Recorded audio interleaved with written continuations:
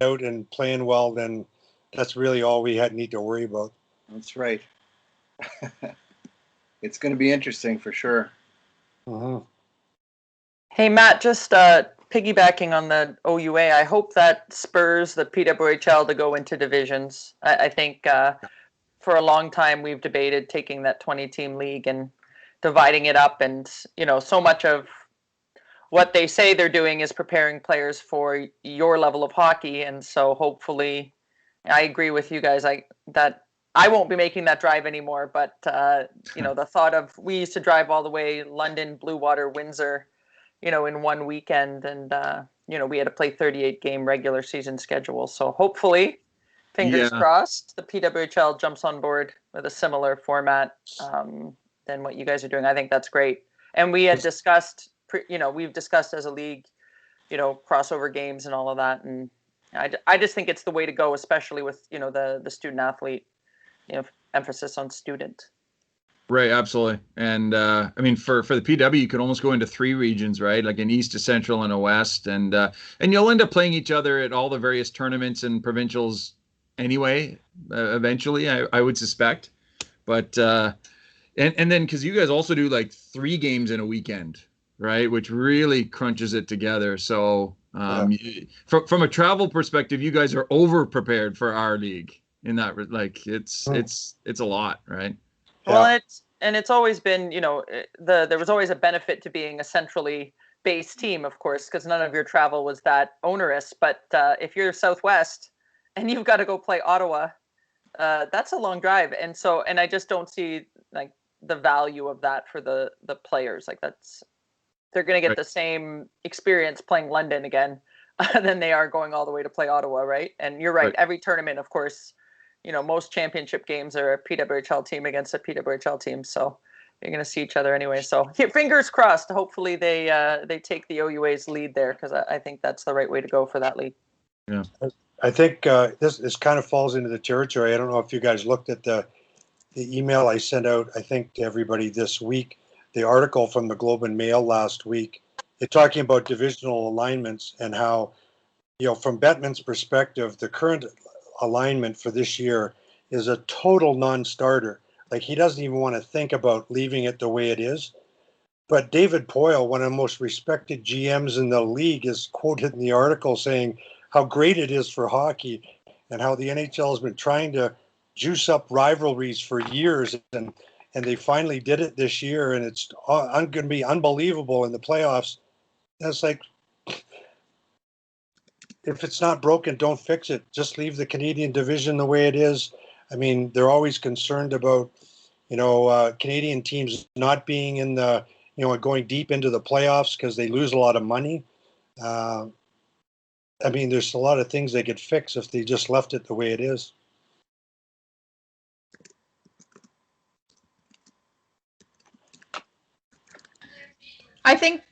Tim, I think you're right that it could be fixed, but it would be fixed from a Canadian perspective, and that's not what Gary Bettman wants.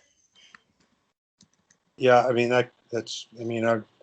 no love lost for Gary, even though he's done a lot of good things or been at the head of a lot of good positive changes in the game. But I think his only concern is the dollar, and not really the game. And I think that Canadian hockey, in his mind, will always survive. So his mandate really is to grow it in the non-traditional hockey markets. Although we're not supposed to say that anymore, non-traditional.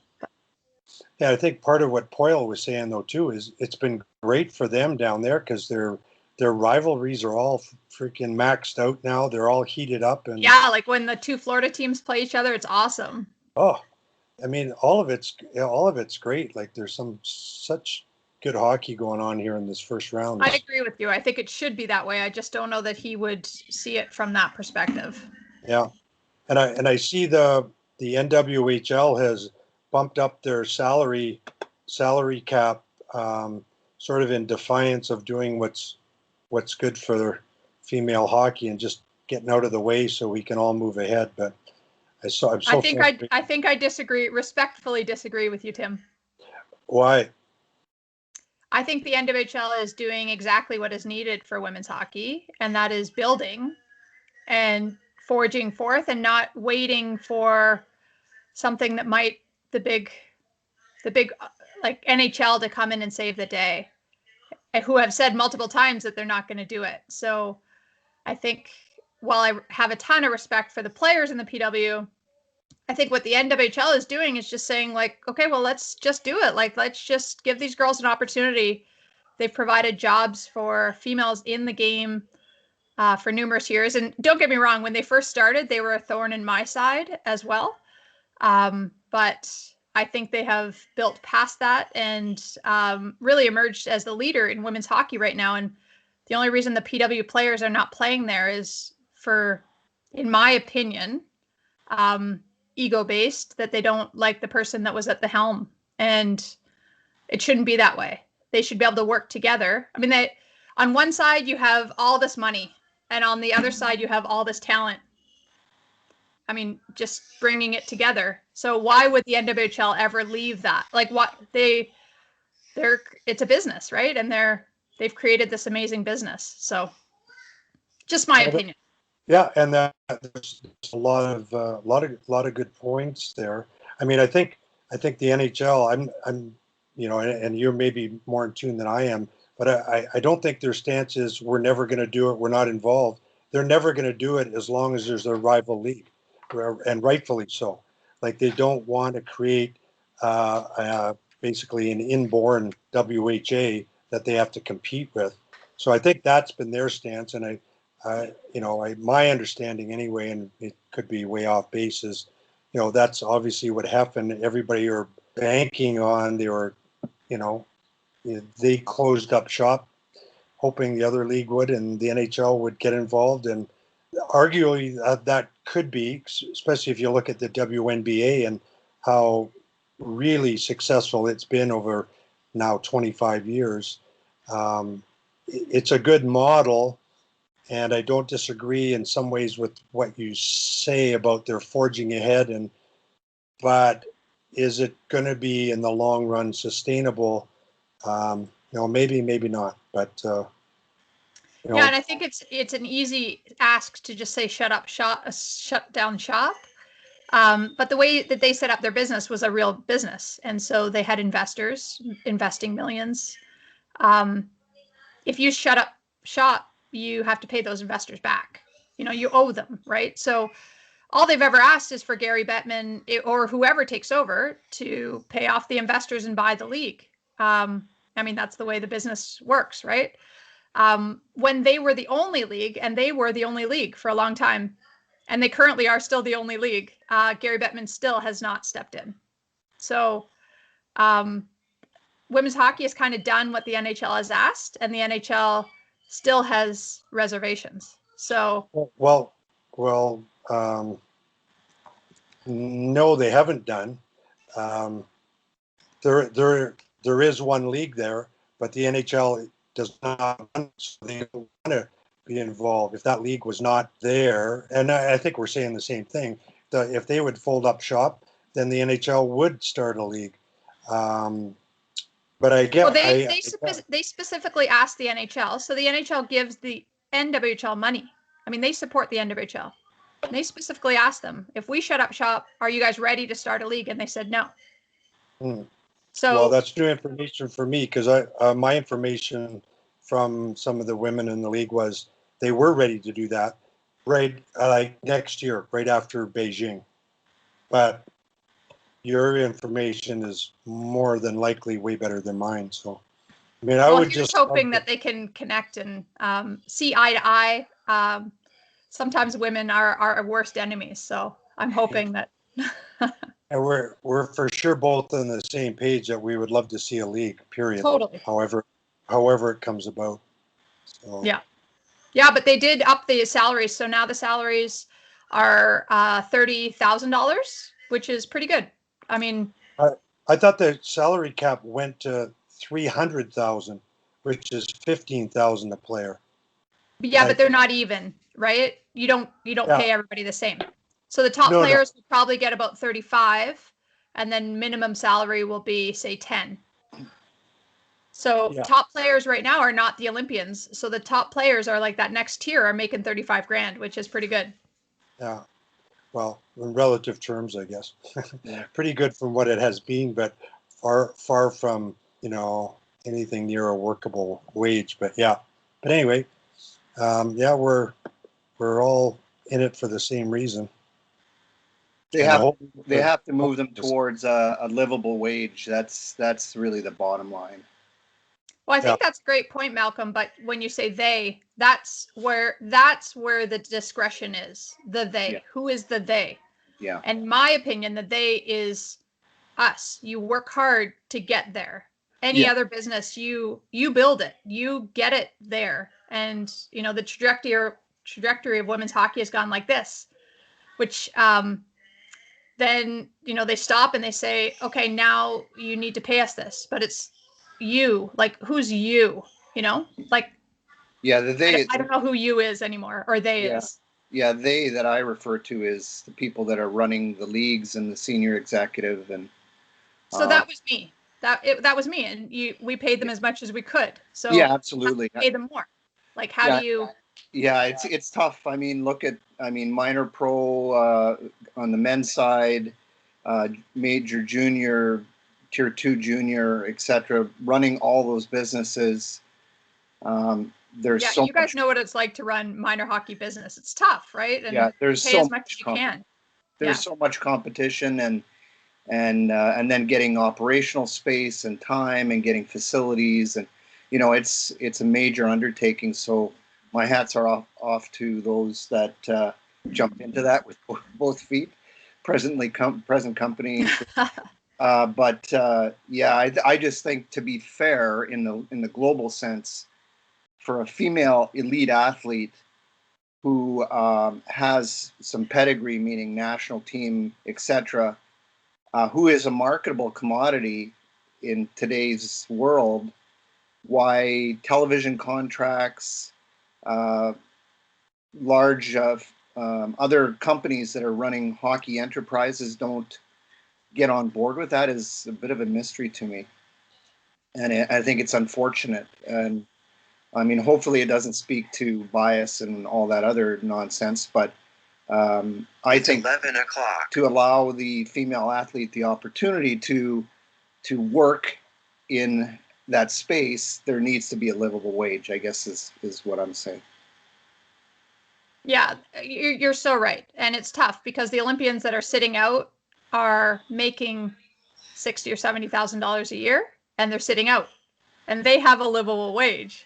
Yes. And then it's the player that is that next player that doesn't get carded, that doesn't get any money from the COC or any sponsorship dollars, that to me is really losing out. It's not the Olympians that are losing out. It's that next sort of tier of player that could make $30,000 or could make zero, versus the Olympian already has 60 or 70. So they can sit out and still train and still get everything. Anyways, I think you're so right. I think you're exactly, what we fought for so long. Malcolm, you're right. There's these things that happen that you're like, why is that happening? And yeah, it's but there's a lot of smart people still in the game that are still working and foraging, and hopefully all those contracts will come through, and money solves a lot of things in hockey. Yeah. In life. Go ahead, Wally. In life. Your mic's off, Wally. I'm listening to you all talk, and I really wanted to promote the girls getting on and being engaged so that we can benefit from the female perspective and their emotional intelligence. And then they can't seem to get along with themselves in terms of creating a solution to their problem. Yeah, are we any better? No. Yeah, but I think what you're talking about doesn't matter. And I don't mean that in a negative way. You're talking about playing hockey for a living. Matt, none of your players, they might like to. Back in the day, I could play senior hockey, get $500 a month while I taught school. I don't know where the line is. I'm more concerned, and Dom, you're in the school setting, and what are they playing hockey for? Why do they sign up? What do they want to get out of the experience? just get that perspective right. And boy, I think the safety valve is being a student athlete.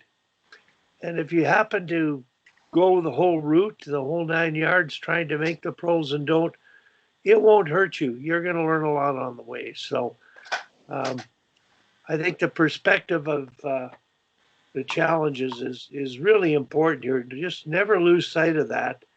And this issue isn't that big a deal. Everybody's doing pretty darn well. So Kim, go ahead. I've done my piece. No, I think it brings up an interesting point given, the significant hirings happening this week, of extremely qualified women into the male game. And I think it's phenomenal, but my heart is always going to be with the female game. And so you've lost those people within the female game. And so to your point, Wally, would I love to be a director of hockey operations for a female pro team and make whatever, these women are making? Absolutely. Absolutely. And without, the compensation or the money behind the female game, the only route is through the male game. And I'm not saying it's bad, but what I am saying is that that is the difference to me. And I think that's going along a little bit with what Sammy is saying. We see her, be her. Right now, all the hers are doing, getting the money or making a living, that is in the male game right now. And I think it's phenomenal. Don't get me wrong, but this might be, far too far down the line. But I want women to see her, be her with, female higher ups in the female game. And I know that's, the players getting paid is always, is coming before that happening in any kind of administrative or operations role, maybe. But I do think it is important that there's something to see where you don't just have to be, right now you can be a minor hockey coach, you can be maybe a pro hockey coach for a women's team, but the ceiling of what you're able to accomplish and what you're able to make a living in the female side is quite low. And I'd like to see that, raised up for the people who come after me.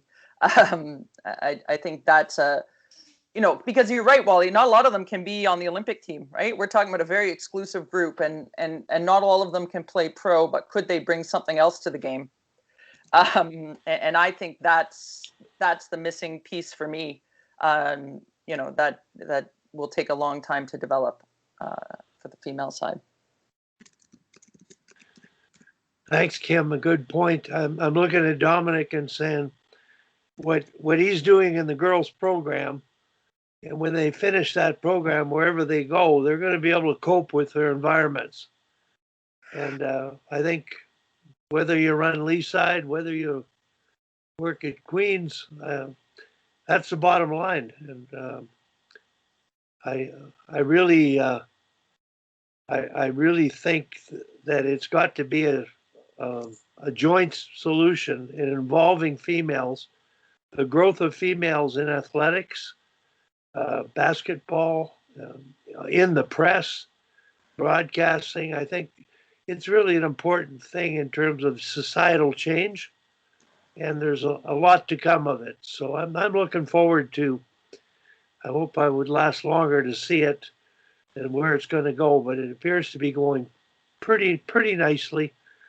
And I think most of you have been through those stages of forming, norming, and storming, and I forget if I've got them right, but that appears to be what's happening with the game of hockey and the female side, and hockey generally. We still haven't discovered a way of, I think, making the best of a real good opportunity.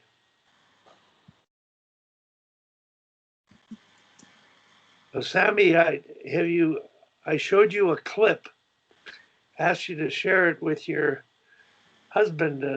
It was a Boston 1-minute shift. All of you should have received it.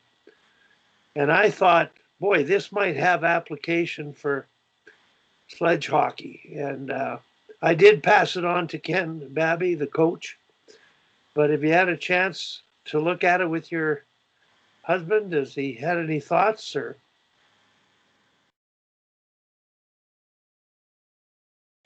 Get your speaker I don't going. know if everybody watched the video, but when I watched it, I saw the grit and the determination. That's kind of how Billy plays. So my husband. So I was talking to Wally yesterday, and I thought it would be perfect for him. And Wally suggested it might be perfect for sledge hockey because of the open space that pucks need to be thrown into. So in sledge hockey, tape passes are really hard to receive.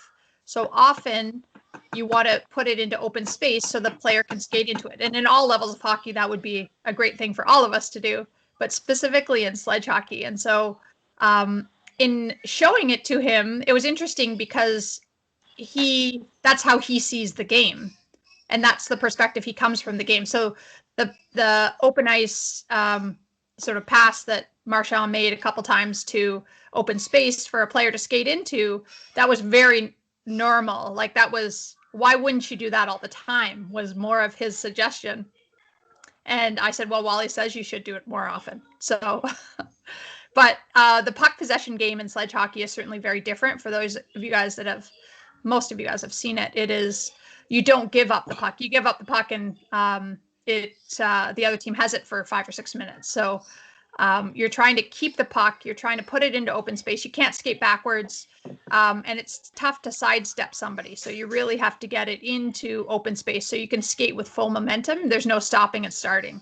And if there is, it's hard to get going again. You have like 60 pounds of stuff on you. So yeah, so he liked it, but he liked it for different reasons, Wally, because what I liked about it was the open space, the awareness of where people were skating into. But what he liked it was for the grit and the determination, sort of the never give up mentality. So he liked that part of it. I think if you all get a chance to look at it, very few direct passes, tape to tape. They were just putting it to space and winning the battle to get it and maintain it. That was the thing that struck me. And in sledge hockey, passing directly is a good chance for a turnover, but you can skate onto a puck and receive a pass or protect it and get there first to possess it.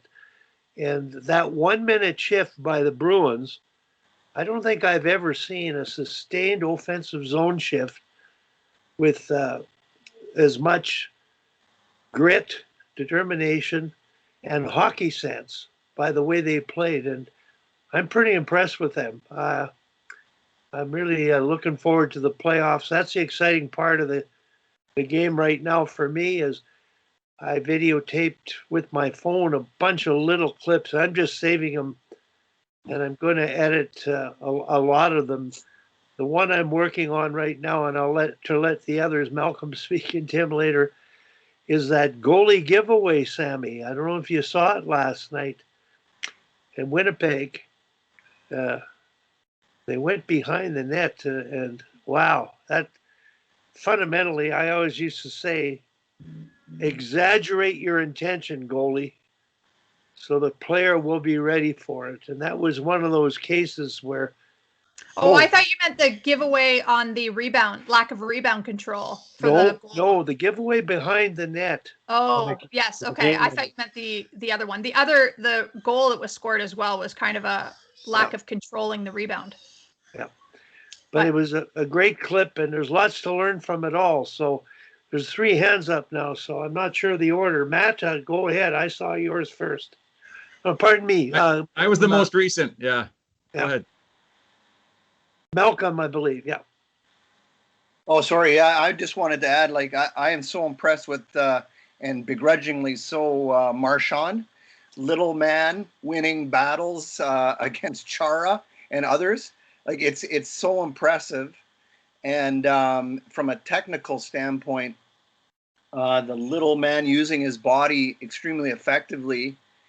I think Belfry was talking about this in one of our calls, and probably others, where he initiates contact and uses the larger body to gain some momentum and leverage off the contact, and then turns away and protects the puck so well.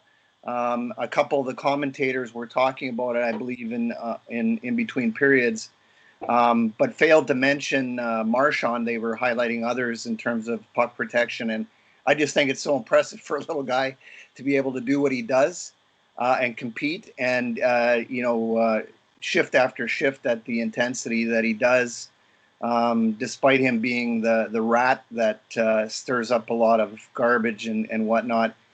His skill as a little man in a game of big bodies is amazing. His hockey sense impressed me. When I first did the clip 2 days ago, I sent it to Daryl. He responded immediately, Malcolm, exactly like you. It was getting in a position to protect the puck and knowing where to go all the time. He is uncanny. And I'm not sure, but Dominic, if you could later on, when these others have a chance to comment, I'm curious about your thoughts on him as well. So, Matt? I think Tim got to it before me. I'm happy to let Tim go. Tim? Go ahead, Matt. Go ahead. Yeah. Just get lots of airtime. Just two things. On the clip, I also note that it was 4-on-4, and I think that sometimes the inclination when you go 4-on-4 is that you feel you've got more space to make sort of more direct passes. So I think that the fact that they were putting it into the open space on 4-on-4 in some ways might even be more impressive. It actually looked to me like a small area game, right? Where you said to the teams, all right, you're going to play 4-on-4 in this space. The only rule is you cannot make direct passes. And that's how Boston maintained possession. So I was pretty impressed with that. The one thing I would have loved to have seen or heard is just the communication on the ice. Like, I wonder, how much, the Boston player with the puck was communicating to the other players about where it was going, or one of the players without the puck communicating to the puck carrier, okay, into the corner, right? Because, it was almost, like there was like a little bit of an ESP going on there. Like the Boston players were beating the Washington players to the open space, and we're heading there before even the pass was made into the open space or off the board. So I wonder if there was an element of communication there at work as well. Anyway, so that was just my comments on that. I saw the goal by Boston last night, and I don't want to just completely pick on the goalie, and I actually wouldn't mind some other feedback on that, because I thought that Samsonov, he kind of left it tight to the boards, which made it difficult to pick up. But the defenseman, who I think was Schultz for Washington, I watched him as well, and he was kind of slowing down as he went to pick up the puck. He did a head turn just to see what was up ice, and that head turn and that slowing down allowed the Boston player to get the inside edge on him and get the puck first. So regardless of where the goalie left the puck, I'm wondering if the defenseman also had a role to play in the end result. For sure he did, in my view, Matt. There's been a lot of picking on goalies this week, and Kelly, quite surprisingly, has been leading the charge in some ways, I think unjustifiably. But on that goal, what I saw was not a miscommunication, a lack of communication. Like, it's the defenseman's responsibility going back. If he's going to go for a report to the corners out pass from the goalie, and I'm dead certain that's what Schultz was thinking, that he started to turn to the corner. He thought Samsonov was going to bump it to him, and Samsonov didn't. So it was a lack of communication, and I was very surprised to hear the Hockey Night in Canada crew just basically lambaste the goalie, when I think probably more so it was the defenseman not communicating. So that was my view on that one. I was also really disappointed when they were breaking down the goals, and I think it was the first Pittsburgh Islander game, and including Kelly, Rake and Yari over the Coles, when I think 3 of the goals were deflections. And, and it happened again last night where Even the first goal in the Washington game last night, I'm pretty sure it went off a stick, the D's stick. And, you know, Samsonov looks really bad on it. But Sammy, you know how tough it is when, you know, especially from inside the circle tops, somebody gets a stick on it. It's freaking a tough save for the goalies. Well, and he puts it like under here too. Like it's not like it's a bad, it doesn't look like a bad goal to me. I agree. Yeah. So I've been disappointed in that. And the other thing, and I actually emailed Kelly about Taylor Hall's fantastic effort in the, you know, the game tying goal in the second game. I'm looking at that replay from overhead. That's goalie interference. McAvoy going into the crease. You know, it looks like originally he got pushed in. He did not get pushed in. He got sort of nudged to the side, and he literally knew. I bet he knew exactly what he was doing, and he sort of piled right into to Anderson. And I'm shocked that they didn't review it for goalie interference. And honestly, I don't know how it would have come out because they're so inconsistent in the NHL, but with their rulings on that. But I'm shocked that nobody mentioned that because it looks to me like he just knows, hey, I got a nudge. I'm just going to fall right into the goalie here. And it was a material part of the goal. And last thing before I end my long-winded feedback here, I feel more educated about sledge hockey now because it's a great observation about the area passes because I never thought about it before. But yeah, I mean the tape-to-tape stuff would be really tough in sledge hockey in lots of ways. And so they're similar games, but they're different games because our game, the puck possession, is focused. Option one, if you can make a tape-to-tape pass, that's obviously way better than an area pass. But there are lots of instances where the area pass, and Wally's clip was a real good example, where it's either necessary or useful or very positive. So I think hockey, if you can make it tape-to-tape, that's job one. In sledge, I guess, because it's so hard in lots of ways, then object one is to look for a good area pass. So they borrow from each other. So very interesting. And now I'd like to, Tim, I want to sort of talk about coaching because we're all coaches. And I'm talking about the, Sammy, I'm going to come back to you on that goal, Samsonov and who is the other defenseman? Schultz, the miscommunication or whatever. We're talking about it like fans, like coaches, but we're coaches, and there's judgment here in terms of who should. What's this call? What's that call? And I think that's human. That's part of it. Now, what I'm thinking on that on that goalie turnover, I said it was a giveaway initially, but when you spoke about the D not being available, I agree now. Sammy, what do you think of that situation? How would you handle it yourself? And then wear a coach's hat with those players. Like I take responsibility for that as a coach because it's one of those situations where in an instant, the urgency of doing something right so that doesn't happen has to occur.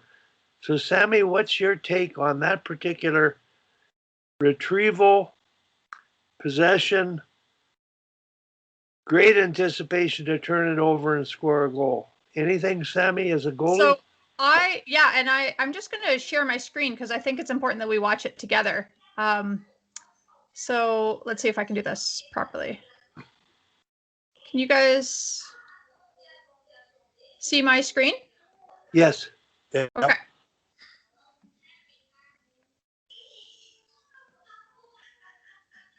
And you guys can see the video coming? Yeah. Yep. You full screen it?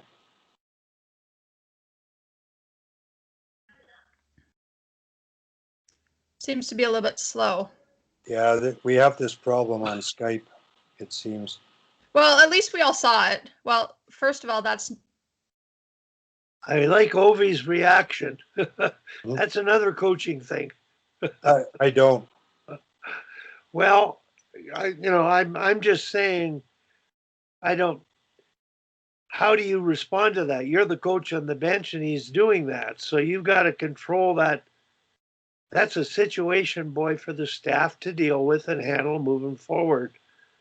But he's a Russian, and he can swear in Russian. I should qualify though, Wally. I don't mind the breaking the stick and the emotion there. Yeah. Because that's probably the way a lot of guys felt. Yeah. And I don't know, but they seem to imply on Hockey Canada that when he got on the ice, he was barking in Russian at the goalie, and that's what I don't like. Yeah. Like, number one, I don't think it was. I think the fault was more with the defenseman than the goalie. But even if it was the goalie, you got to save that for the locker room, not in full view. He just did what every player hates when the coach does: embarrass a teammate in front of 2 million people watching on TV. It just should not happen. Yeah. Period. Should not so. happen. I guess, Wally, to your point, if I'm the coach, say I'm the coach, more importantly, say I'm the goalie coach. So my first conversation with that goalie, he knows he's done wrong, right? You know, as a goalie, you instantly know that, I could have done something differently. So I think my first question to him would be, what would you have done differently? And looking at the clip, rarely should a goalie ever circle around the full net. The goalie, that only usually happens on like a full ice dump in, where you stop it and you kind of keep going and then you get into your net. Usually what needs to happen is you need to stop it on your near post and come back to the same post. That way, wherever you put it, you can see the play. So, say your defenseman goes the wrong way. And I actually always took the perspective, this was Dave Jameson's perspective, that your defensemen are going to mess up all the time. So he never allowed us to trust the D, which if you go into it with that mentality, you then always have a failsafe. And I liked that because then, mentally, you could always put the onus on yourself. You never yelled at your defenseman. You always told them they're doing a great job, and you always congratulated when it did go well. But you always assumed that they were going to make that communication error, maybe not take that person in front. And so that, to me, I think sort of guided my perspective with it all. And then, so on the actual stop of the puck, he stops the puck well. He does, he puts it into a space where it should be. Tim, I don't know if D are very trustworthy. Mhm. No, they are. They certainly are. But if you go into it in that perspective, you're going to be the fail-safe at all times. So if he simply comes out the same way, he's then ready for that play. I mean, that doesn't mean he's going to save it, and it doesn't mean that they're not going to still make a great play. But if I'm the goalie coach, and you guys have been in these coaching situations way more often, they know they messed up, right? And so the next thing is, how can we make this better for the next time this happens? And building that goalie up, because he probably feels terrible. And how do you get him ready for the next game? You show him things that he did really well, and you show him instances where he made that right play over and over and over again. The last thing you want is for him to feel tentative the next time he does step out of that net. Good point, Sammy. That's a conversation I really like having, and I'm glad you brought up Dave Jameson. And back in the day, Dave King did a very good job of talking about the goalies handling the puck, and like, this is a long time ago, and setting the puck.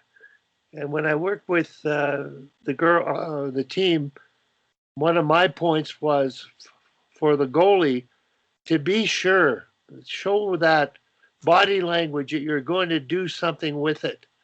There was sort of that unsureness, but with Kim's comment on the D, it was one of those really precarious situations that you provided a technical way of looking at it. And Dominic, I'm curious. I know initially you're really appreciative of Boston's play, but any observations on what we've been talking about, because you're coaching at that level now? Well, just in because I just was watching, trying to watch the clip, and just to give my 2 cents here. So as as he's going back, and I can, and again, like full disclosure in regards to like what goalies should be doing and not doing. I'm not even going to attempt to like try to suggest that I know what they should do. I guess if I look at that objectively, I see them going back. I see the Varlamov or whoever's in the net thinking that that D is going to wheel and assuming that he's going to wheel, so not to come up on the same side. And obviously there's a lot of assumption there, and he's probably thinking, okay, I'm going to get out of the way because I know this D is going to take it and he's going to wheel around with the net. So that's on the first thing. I agree with whoever mentioned in regards to Ovechkin lighting him up.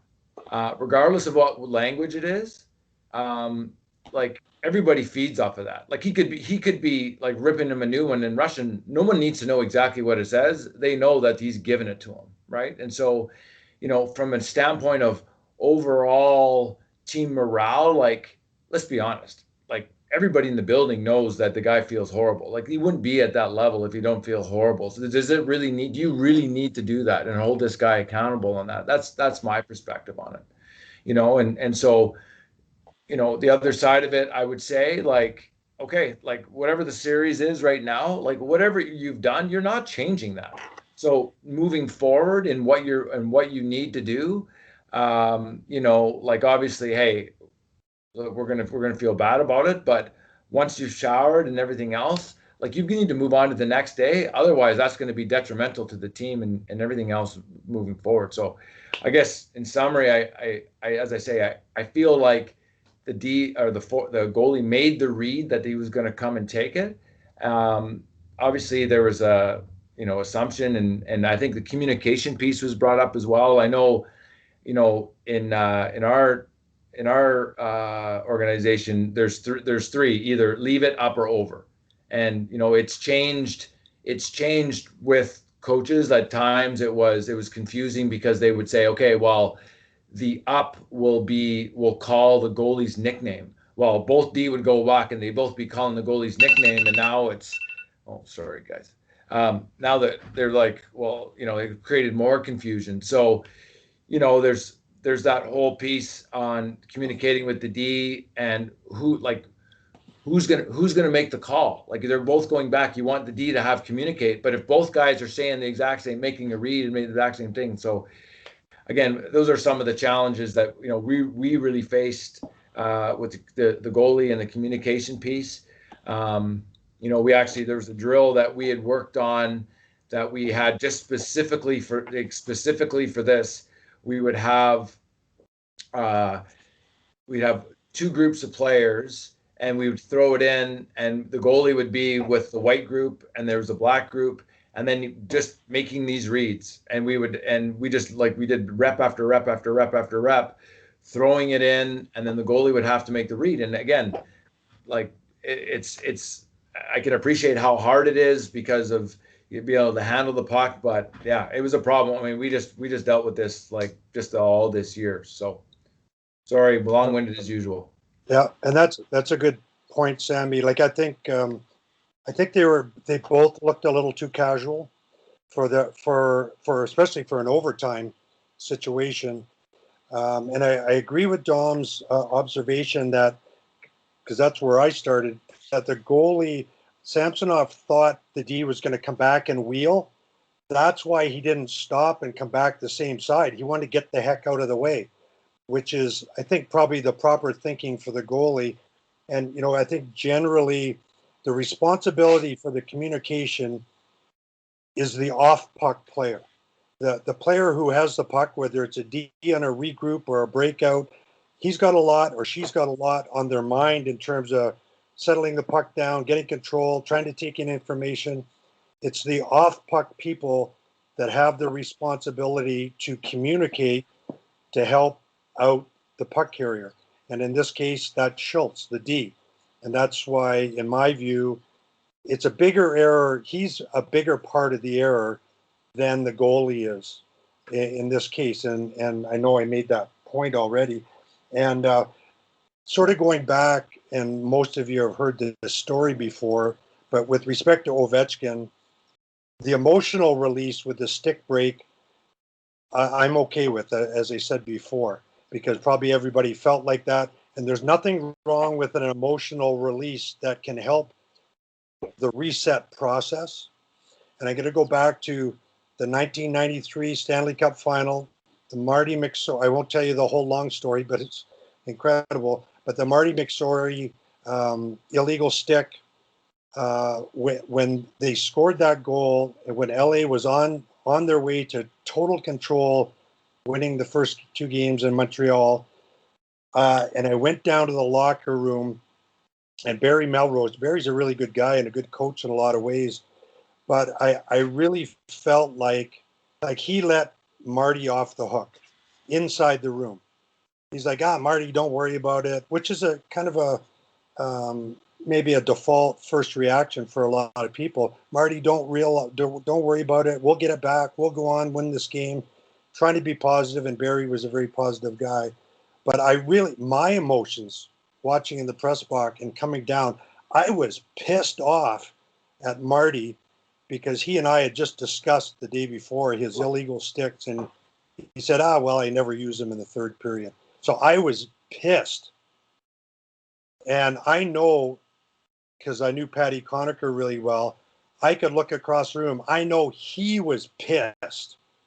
And if there had been an emotional release in the locker room, perhaps precipitated by Barry, like chewing Marty out in front of the team and then stepping back and saying, okay, we're done. Let's refocus. Let's get ready for overtime. I think that might have helped the situation.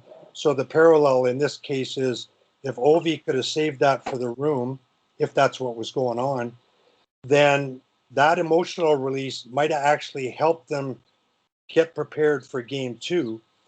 And if they didn't deal with that inside the room, I'm going to put my money on Boston in game 3 here. Sorry, game 3, not game, or game 4, I guess we're looking at now.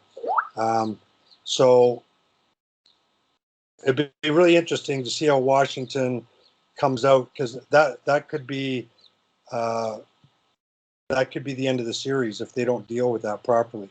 In the way that Craig Berube did with the tough goal in St. Louis on the way to that run to the Cup. He basically took responsibility for it, or the team did, and they were able to go on and win the Cup. That's another long-winded one. Barb's gonna come in and tell me to shut up, so I will. Al, go ahead. Yeah, I was just going to comment on what a contrast, in watching the Boston-Washington series and then watching Colorado and St. Louis afterwards. Just 2 completely different games, right? I got to say, I love watching the Boston-Washington series. I love the way that these teams are playing, but at the same time, I'm not enjoying seeing how much these 2 teams are dumping it in, because then we're going to come back to the rink and we've got all these parents and kids that have been watching these, watching the Boston games, watching all the dumps and stuff. And, I certainly understand why they're doing it. But I got to say, we watched the highlights for that one this morning, and I kind of went quickly over to the Colorado game so my son could see those guys freewheeling.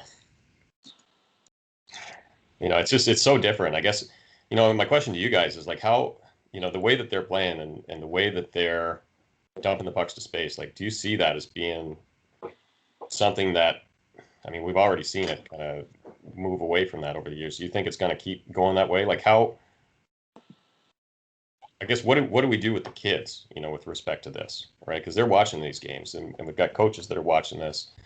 And what we've been trying to get away from over the last couple of years is, coaches naturally, at least in our area, they'll try to get kids to fire it off the boards or dump it in and that kind of thing, which to me seems like a last resort, right? You want to teach the kids to try and gain the zone, make a play, make a pass, as opposed to dump it in. So I guess I'd like to hear you guys' perspective on that and what our takeaways are for working with the kids after watching this type of hockey. I can pick up on that a little bit, Al. I think there's a significant difference between a dump and passing into space or placement, where a player is skating into that space to pick up where that puck was placed. And I see that as a very, very legitimate tactic in modern hockey. and I think one of the areas that we're going to see more of in the game. So, a purposeful placement of the puck is much different from just a dump in the corner and a run and gun type of strategy. Right. No, I understand. Yeah. So I don't see what we're observing now in the playoffs. A lot of the time is just a dump, and there are many exceptions when guys are changing and whatnot. But I think what we're seeing is a lot more of this placement in open ice and skating into that space. And they know in advance that's what they're doing. And although they were unsuccessful yesterday, I was intrigued by the amount of large arced skating that the Edmonton Oilers were using. Puljujärvi and, of course, Connor McDavid, who loops down very low, generates tremendous speed crossing over through the neutral zone in order to get into space where his teammates are placing the puck so that he can grab it and just blow by the defenders. So I think we're seeing a lot of that, and the Oilers are leading in that regard, I believe. Right. And I definitely, I get the purpose of the tactic and stuff. It's a difficult distinction for, I think, folks to make, right? When you see that, what's a purposeful placement into the corner versus a dump? If you're the average parent watching or coach. So I think defining that tactic and the difference, and also naming it for developing players is important, because they really will not have that degree of literacy or that understanding, even when they see it a number of times. They just won't. They don't have that level of competency. Because we're all experts here, we recognize the difference immediately. And I think so we have to attach a language to it, and then allow them the movement practice and see the difference between the two tactics when they're ready to perform those things. The kids do it in the playground all the time, with different games and whatnot. So they will get it. So maybe finding some other activities where you use a lob into space, or an alley-oop in basketball, or the slam dunk type of passes. I guess those are called alley-oops. Those types of things. Football's good. Rugby's good in terms of having players cut behind into space and leaving or throwing out a pass in that way. So I think those are illustrative in terms of movement concepts. Is it Kim or Wally next? I'm not sure. No, I'm just going to opt out. I think when you use the word literacy, Malcolm, that hit my head. Al's concern is parents and players watch the NHL, coaches watch the NHL, and they imitate it. So it's the idea of literacy and education, I think. So thanks, Malcolm, for bringing that point up. It's, we're talking about the pros, and we're talking about the level of hockey. So I think it's important, like you said as well, and Tim many times, that it's the right thing at the right time for the right athlete. So correct, yeah. Making sure that the parent group and the athletes know that they might not be ready for that particular tactic, but there's components of it that they can learn so that they're ready in subsequent years. So I think that's a really, really good point, Malcolm. It's not to stay away from it necessarily. It's more to educate what the difference is and when that kind of thing is appropriate, as opposed to just kind of saying that's staying away from it entirely, right?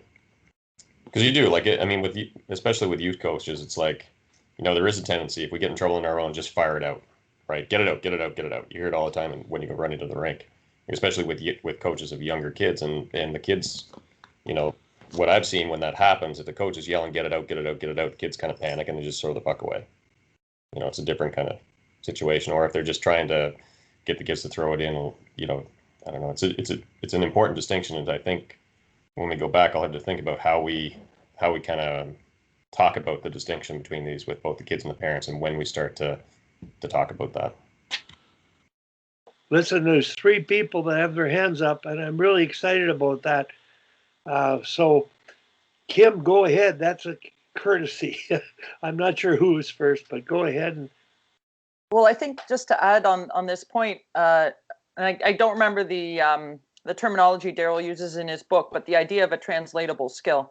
I agree with you completely, Alan, and certainly in the girls' hockey game, it's still very north-south, and a lot of young teams win with pure speed. So the idea of moving pucks into space, or dumping and recovering, or however you do it, is in some cases, if you've got speed up front, it's an instant way to success. But I think maybe again, I have to look back at Daryl's book to see what the term he uses is, but speaking on the idea of it being translatable, and does it work as you move up and up through the levels? And that's often, how I message things in our association, is just because it works in Adam or U11, whatever we call it now, it will work in Adam and Pee Wee in girls hockey, and maybe even in Bantam, depending on the level. But it will not work as well, because you've got the speed of the players, and then another shortcoming, I think, is the lack of the defenseman's ability to make any sort of evasive move under pressure. So if you're going to dump and recover, the advantage is to the attacking team, because I don't think we spend enough time in the girls' game teaching those Ds how to actually beat someone with the puck. And I sent Wally and Tim some clips of Brianna Decker's ability to keep pucks under pressure, which is unbelievable. I should have included some of Megan Keller as well, because she was doing a great job in the PWHPA games this weekend of getting pucks with a forechecker right on her and wheeling out. That is not done much, or at least not at a great level in the female game. So I agree with you, Al. Parents will look at it and go, well, that works, and it does work, especially at the younger levels. But I don't think it translates ultimately, at least not in the female game, to where we want it to go. So that might be a way to message it. And so they see the value of it, but see that it might not have that long-term success rate. I just started to type, on that point, and it came up when Al was chatting, that I know we all know this, but we all have to be mindful of allowing parents to dictate what's right and what's not right in terms of tactics. The coaches should be firmly in control of that, and I obviously respect the fact that it's difficult, but and I agree with your last statement, Al. Absolutely, the education process from Adam right up has to be evaluate what's possible, what's not possible, what's good, what's not good, in terms of dumping or possessing, because it's just simply not always encourage them to possess it on entry, because it's not the right play. Just the same as it's really not the right play to always encourage them to dump it in or out. Hockey's a read and react decision-making game, and it's tough below, say, Pee Wee, AAA, AA. It'd be tough, but I think for coaches below those levels, you really should err on the side of possession versus bang it in, bang it out. I mean, you see it all the time in cross-ice games at the very lowest levels. Kids, or most kids, they get nervous with the puck. All they do is get it and whack it because they hear people saying, get it out, get it in, instead of encouraging them to, take a step or two, carry the puck, try to make a play. Like, I think early on in their development, that should be the default, not hack and whack and get it out, get it in, for all coaches at really minor levels.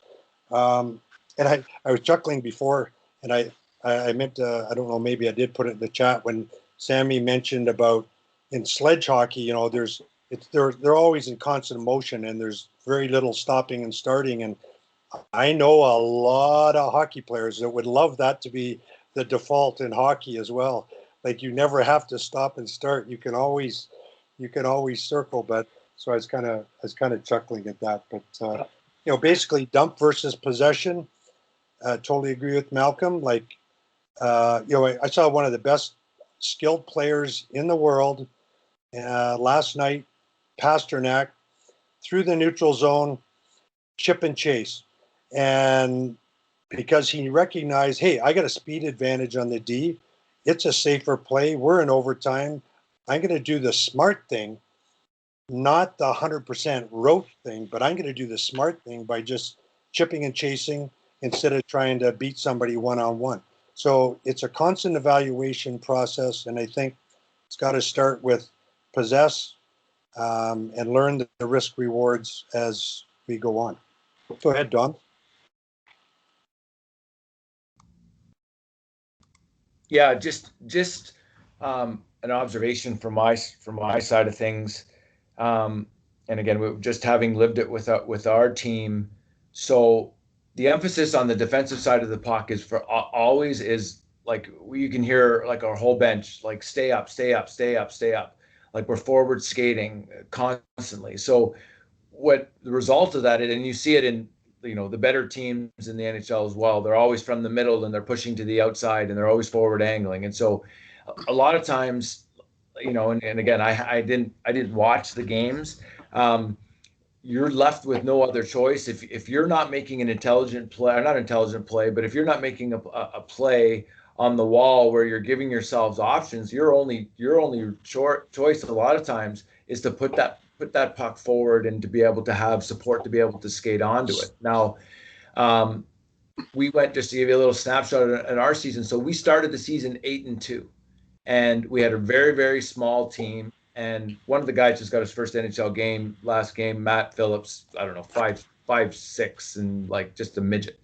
And the emphasis on what we focused on was getting off the wall and getting to the weak side D for the most part when we got the puck. So a lot of times wingers would get the puck, and we've all seen it where the puck comes rimmed around the wall and the D's pinching down, and we're just like, chip it out, get it out. And that a lot of times was the default. So, under Jeff Ward, there was much more of an emphasis of being able to grab pucks, take it to the middle, making plays that were there. If you're a smaller player, a lot of times as a winger, you're getting it and coming back into the zone. Like if the puck's getting moved to you to the wall, the D's pinching down because teams are on top of you. So to be able to come back, hit the weak side D, and then and then activate up the side. So, we had quite a bit of success with that. Now, fast forward to when Daryl took over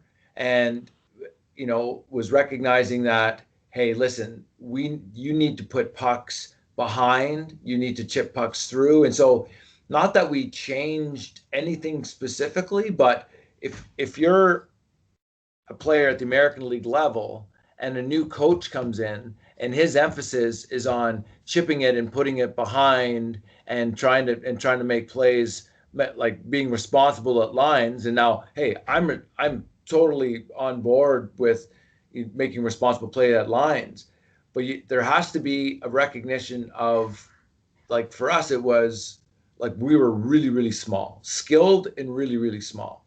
So we went from a puck possession game where we were including the D, coming back, coming off the wall. Hey, we would put pucks into areas and we would have support, to a team where we were just worried about turning pucks over. And so we were chipping pucks in the neutral zone, chipping pucks into the offensive zone, and just chasing it the whole entire game. And we played a Laval team, Montreal's team, which was very well coached, always on top, always had numbers back, always had bodies and on top, like in the offensive zone. They had 3 guys on the puck down low, and the D were sitting on top of our wingers. So there was just smothering. So I guess my long-winded way of saying is there has to be a recognition of what's the strength of your team, but also it just can't be black and white. We've got to put it in and chase it, because like I think Tim had said, there has to be a read as to what's going on in regards to, is that the play to be made? Pasternak's coming up the wall and he's getting pinched off, and the D stepping up, because the D that's their job. As an NHL defenseman, you're on top of that guy. Your gap is right on top of that guy. So, we like the play is to put it behind him. You talked about Edmonton building speed behind the puck because that's where the space is. That's where the time is in the space is to be able to build it up from behind and to recognize, there's players are going to be in spots, but if you're coming and I've been there, you're standing there in a 1-3-1 and you're like, standing on a freeway with the traffic coming, like it's difficult to be able to manage with that speed. If it's coming from behind the play and it's coming up through, like it's very, very difficult to handle. So again, to me, the right way to play is a hybrid between the two and having players being able to have the ability to make those plays. To revert that back to youth hockey, you're not just going to learn those skills when all of a sudden you turn pro.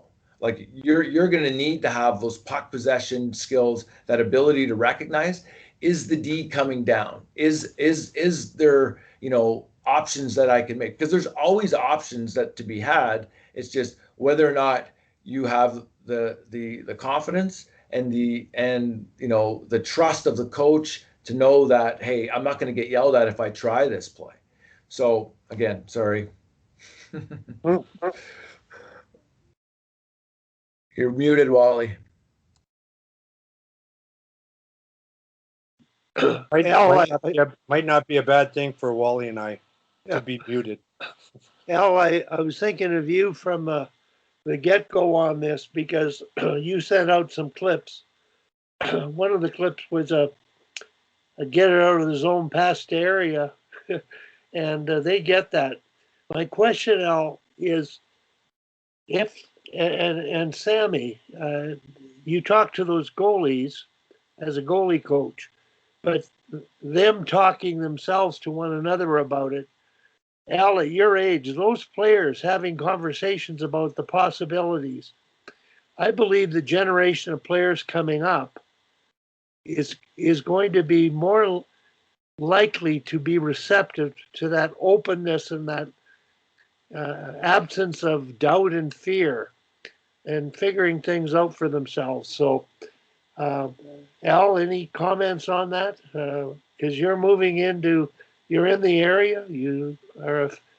Everybody's a Boston fan. They're going to emulate them, and kids are going to figure it out. And it's one thing to watch Boston and try to model them, but I believe kids will figure it out if we're able to let them, or goalies in the NHL.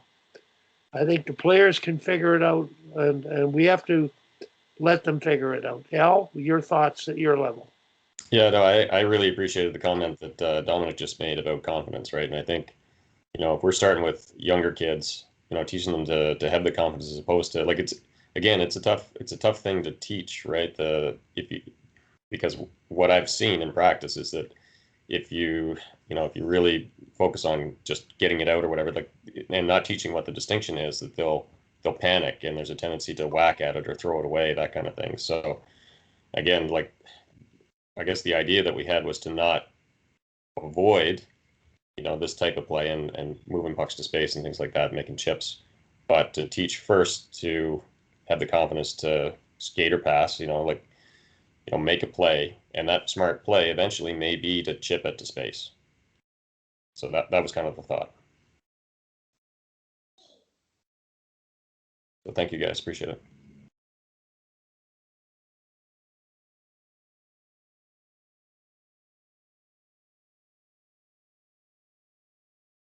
Wally, you're still You're muted, yeah. Sammy.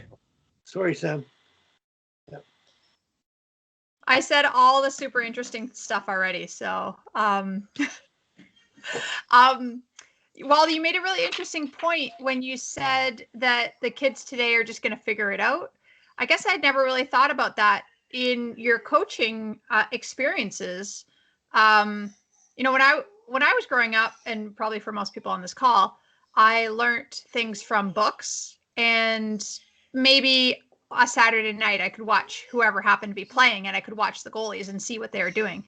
But there was no opportunity to go and see clips over and over and over. So the kids nowadays can learn in different ways. I think I was more receptive to coaching because I was just gravitating anytime I got information. And that really didn't happen until my 20s. It was like I'm, clamped onto it. But I'm curious what the video clip era does for you guys as coaches, because does it make them more learned, or does it make them less receptive to listening to you? I'm just kind of curious about this generation. You mean from the player's perspective now, Sammy? Well, Just- coaching just- them. So knowing that they can go and watch 1,000 clips from 30 different teams. Do they want to play like Ovi now because that's what they see and they watch him over and over? Or are they looking more for that player that plays more like them? Like, is there more back and forth now with the player than there used to be, I guess, in those conversations, because they can watch so many clips on Sammy, YouTube? I got a point on that, Tim, if you don't mind. Oh yeah. There's two levels of it. And I'm thinking of Dominic here, relative to the use of video.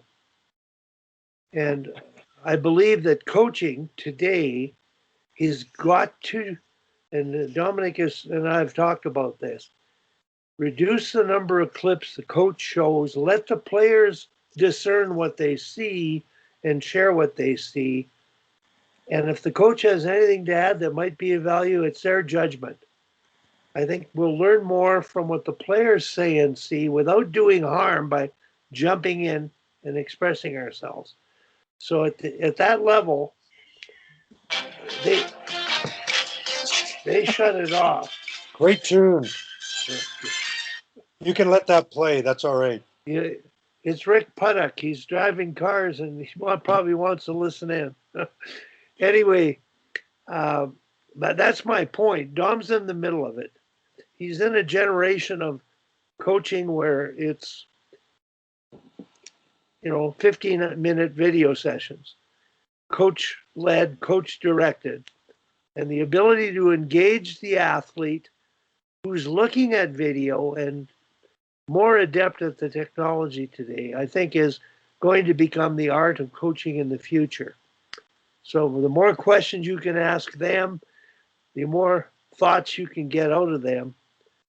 I think that's going to be the solution in the future. So that's my opinion. Dom, comments? It's 12 o'clock. It's 12 o'clock. I don't know whose that is. Is that a reminder to have a beer now? Dom, your audio, Dom. Sorry, guys. Just from the video perspective. So we weren't unable to have person-to-person in-person video. So and again, I'll get to my point here, why that was made such a difference is that, so within the bubble, what the NHL bubble, and some teams paid attention to the rules and, some didn't, and ours did. So we basically had to do everything by Zoom. Even we were in the same building, they were just a one room over. We had to have players in a separate room, and we were by Zoom and, talking with them. And so, but we were starting to bend the rules and, starting to have one-on-one, conversations with them. So at the end of it, at the end of this sprint in which we had, the feedback from the players was, because they could all watch their shifts. We had, we have a video guy that breaks down and they have all their shifts, and we would have, conversations here and there. And the one theme that kept coming back was that there wasn't enough individual one-on-one with the coach. And it wasn't so much, they would basically evaluate what they were doing and a lot of times, like, I would do a voiceover and I would ask the players, and they're like, yeah, I watched this play. I watched that play. They had already watched it again. They had already seen it again. But the one thing that they were looking for is, what do you think about it? Right? Like, I know that, like, I think that I was great there on the half wall, and but they were looking for the individual coaching piece to be able to be like, and even sit down and as near the end, what I would do is I would be like, okay, well, what are you thinking here? Like, what's your thought? While I was looking, goal line, I said, okay, well, did you think of, have you ever thought of this? And, you know, same with the D, like the D were losing their mind because there was multiple times in the game where they would make decisions, and they would see the decisions that they made. And they're like, well, like, what else should I be doing? Like, who's it? You know what I mean? So that was the one thing where we weren't able to, and it just really illustrated what the athletes are looking for to, like, today. Like, they're watching their games, at least the guys at our level, for the most part, they're watching them, and they're just craving the information on, like, what do you think, right? Just to, whether it's to, I think, to justify that they're actually thinking what I'm doing is right, or to get a different perspective. And, you know, it was, in a way, it was refreshing on my side, because a lot of times I think to myself, these freaking guys, they just want to play, right? But I was, you know, almost a little bit wrong. Like, even the guys that I figured really weren't watching, they were, you know, really wanting to know our perspective from it, because ultimately, you know, we decide whether we open the gate or not and whether they go out, right? So, and that made sense. But you know, I just think, like, you know, there was three of us, so defensive coach, myself, and the head coach doing video. And, like, there wasn't, like, and we played every second day. We played 30 games in 60 days with 2-week breaks in between. There just wasn't enough. There wasn't enough hours in the day to be able to get the amount of time to with the players. Like, yeah, at the end I felt, geez, I'm really shortchanging these guys, because there's not enough hours in the day. Like, it was ridiculous. So I don't know if that answers any of your questions, Sammy, in regards to video, but you know, I just think that you know, it's such an important tool to be able to have those one-on-one discussions with. And you know, the team setting, where watching everybody watching it, I don't know, I'm more and more that I think about it, I'm of the mind that, yeah, you need some at times, whether it's to call guys out a little bit, because that was a piece with us as well. There was, you know, our coach is a very progressive thinker, and would rarely call guys out. And at one point, we had a team meeting in a huge banquet hall, and he started calling a couple guys out, and he literally had guys coming up to him and being like, you know what, we really needed that. And these are young guys. These are young guys that are going to play in the NHL a long time. And you know, so I'm on the fence either way. I don't think you can, you know, do it all the time, but, you know, there was a certain piece where guys were looking for accountability. I think that's a good point, Dom. I think that's always the case. Like, the one point I wanted to make, and I agree with your sort of observation that, you know, maybe the individual thing is better than the team. If we're going back, as Wally likes to do, and justifiably think about all the minor coaches that are listening in, most of them, by and large, will not have time to do a lot of individual video. So I think the halfway measure is what we're talking about, is instead of the coach, if you have video to do, instead of the coach showing the team, you know, 8 or 10 clips of what looks good, hopefully, and what to keep doing, maybe the odd correctional one, but instead of just taking that tack, take 2 clips, and as Wally suggests, hey, what do you see in this clip? What do you like? Let's look at the offense first. What do you like? Or what could they have done better? Okay, now let's look at the defensive side. What do you like? What could they have done better? So I think it can still work in a team setting, in a time-saving thing, because, you know, coaching's a never-ending job, of course, we all know. If you don't have the time to do a lot of individual stuff, and we're kind of in that boat a bit with the Danish women, where, you know, we're only with them, you know, a couple of weeks out of every couple of months, and it's difficult, or more difficult, unless you want to be pestering them every day via the internet. But so there's a happy medium or a fallback there, I think. Go ahead, Wally. Turn your mic on, yeah. Matt's next. Yeah. It's just back to the Vickers-Socrates method of learning. And the routine in with coaches in between periods, and this is evaluating HP coaches, is to get them to discuss the situation. What did they do well between periods before they go in the room? What do we need to do better? And then asking the players. The head coach filters that. The same two questions. What do you like? What did we do well? And you've discussed it as a staff. And that's the routine. That's the coaching routine, I believe, that could, if you do this at the younger ages, begin to take that approach, it will change the mindset of coaches who have always told, they've always got the answers, they see the game, they're probably right, but they don't engage the athlete and allow them to be thinking about it. So I think it's a vital thing that isn't new at all. Okay, there's a lot of other hands up. Matt? I think Matt was next. Sure, thanks. I think that I mean, back to Sammy Joe's original comment, the availability of video, I think overall has really helped. I think I think it really does depend on the player, though. I mean, I've got a few players that watch a lot of NHL clips. They'll watch every single second of every single shift that they ever played, and that's great from an absorbing of information perspective, but they almost become perfectionists, and they want to micromanage and micro-criticize every inch and every second that they're on the ice, and that doesn't necessarily jive with my philosophy on hockey and just how much chaos is in the game, and you've got to just understand that there's going to be plays that can't be scripted and can't be figured out, and that's just the way it works.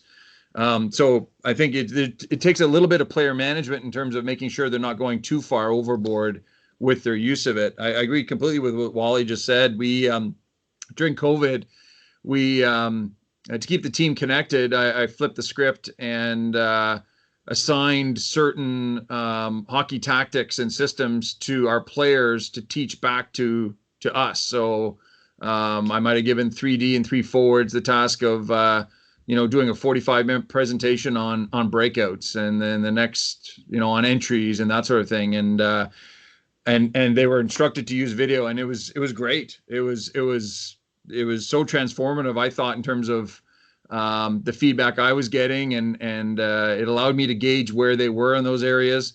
It got them connected and engaged, and it's going to be something that we certainly continue to do going forward. The last thing I'll say too about video as a tool, and I just think that there needs to be a recognition of the fact that what the video shows, what a player experiences on the ice, and what we see on the bench, and what their parents see in the stands are all very different perspectives. And so I think it's well and good to look at a video, after the game or later on in the week, but just reminding the player that that's from a perspective that's different than what they're seeing on the ice. They're seeing it usually when their heart rate is nice and calm and they're not under any pressure. They can pause it at a perfect moment. So I think it's really important that any teaching that comes out of the video, you've got to bring that back to practice and bring them back down to ice level and under pressure to really get the full 360 degrees of it. Go ahead, Kim. I think you're next.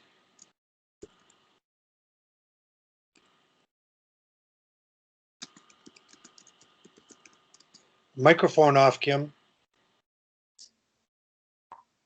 Like Sammy already said all the smart stuff. I think one key point for especially people coaching minor hockey is don't discount players' experience or lack thereof with video. So, whether you have a super young player who's just not played a lot of hockey or just not done a lot of team video or individual video, the Socratic method of asking questions might not get you terribly far or get you exactly where you need to go. So there is, a bit, if it's Dom's players who are much more familiar with video or Matt, just something to keep a mind of. Not that you would necessarily, tell the younger kids exactly what to do, or those who are less experienced with video. It is important to note, I think someone said earlier, minor hockey coaches, this is often one of the things that is not done.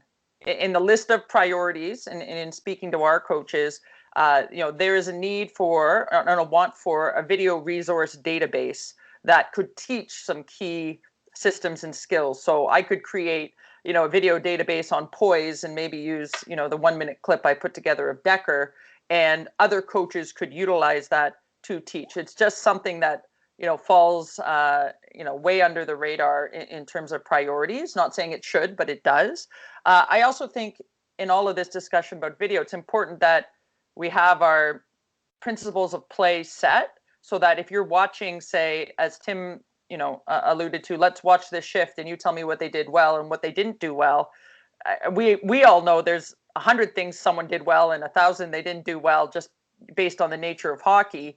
But we have to come back to that idea of what, if you're going to ask, hey, what does poise look like in this video? Or what does, patience look like in this video? And that allows us to guide them a little bit, but those should be principles, to Wally's point, if we're coming in between periods, I always have our ABCs on the wall, the 3 things that we're focused on, which are connected to our guiding principles. So to just come in and say, hey, what did we do well? For me to keep the conversation, a little bit more connected is, what did we do well relative to these ABCs? Because we allocate check marks on our ABCs and we make them quantifiable. So we can say, did we do A? If we're not doing A, how do we fix A? And you can do that within the game setting, and those all relate back to our overarching principles. So I think it, long story short, goes way back to what, Wally's always banging the drum about, the mission statement and your key principles of play. But I think for the minor hockey coaches to be able to go back to, if you want to play pressure, if pressure is one of your key principles, that makes it very easy to take even one of those 9-minute NHL summaries that they do on YouTube, which are great. You could send that to your team and say, give me 3 examples of pressure here, right? It doesn't even necessarily have to be your own team, but with the absence of principles or key areas of play, video can get quite disconnected and all over the place. So that's just based on my experience, the way we run it. And, because the girls tend to not have as much video of themselves, we don't have their ability to clip thing out. Like, they can't watch all their shifts. We just don't offer that at our level. And there's just not that much video for them to watch. So often we're not watching our own success. We're watching other teams or other players. So just some different ways to do it if you don't have access to your own team's video or the ability to clip it out on your own. I was sorry, I was just going to reinforce, Kim, like, absolutely, as I said in the chat, absolutely, a video playbook is, something that almost should be a requirement in this day and age. Even if it's simply some of the work ethic stuff you want to see, really great battles, great back checks, really, really good shot blocks, really good foot races. Like, you could start there, and if you put some clips together of that, and again, it doesn't even have to be your own team. You can use NHL clips or PWHL or PWPHA clips or whatever it is.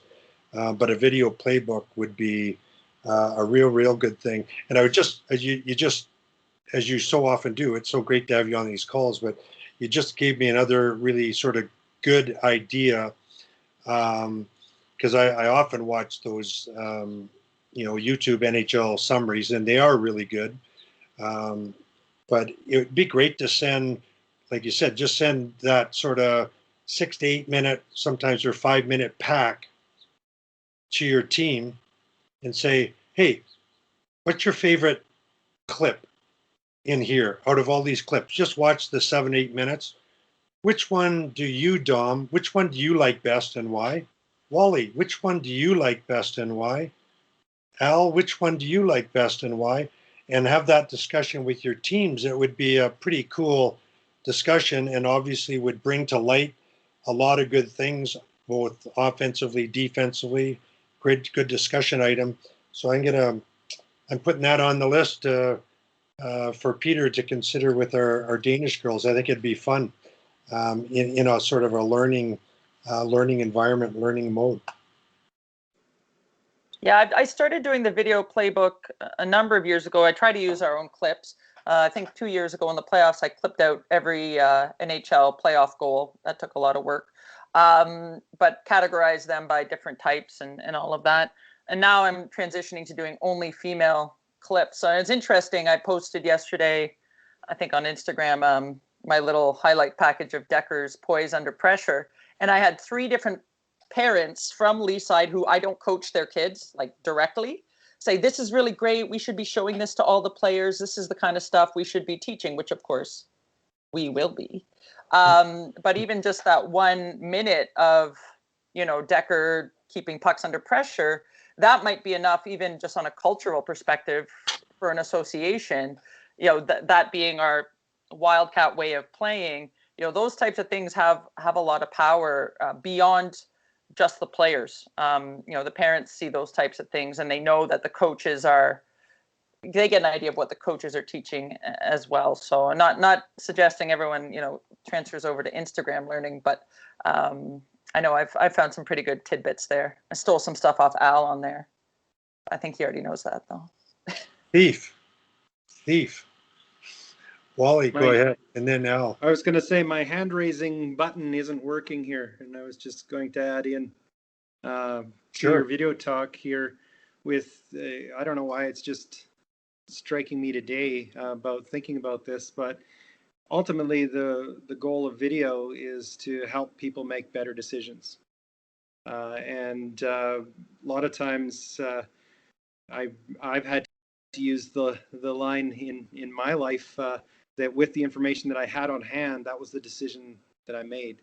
And like Daniel Kahneman talks about with thinking fast, thinking slow, that there are times where you have to think extremely fast.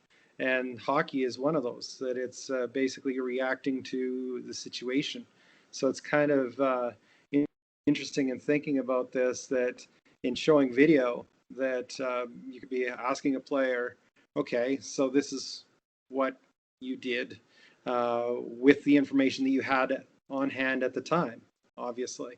And then you ask them after, show them a clip or two, or show them that clip again and from a different angle and say, okay, with the information you have now, would you have made the same decision? Or what were some other decisions that you could have made? And maybe it helps to speed them along with the experience side of things, rather than having to experience everything over and over and over, that they can see things from different angles and that. So I don't know, it's interesting to think about how we can advance these players with the decision-making piece through the use of video. And I know Sammy's gone, but you think about it back to those that are as old as I am or older on the call, that where did you first learn it? You learned it on a shinny pond lots of times. Was where you were learning those most creative things. Now the kids can see those things and they want to replicate them, and not necessarily things that they have the abilities to do, but like I liked what you were talking about, Al, saying flipping the channel from the Boston series to the St. Louis, Colorado series. If you want to see speed, or poise, is there anyone better on the back end than Cale Makar? Like he's pretty poised young man for how young he is, and pretty amazing player.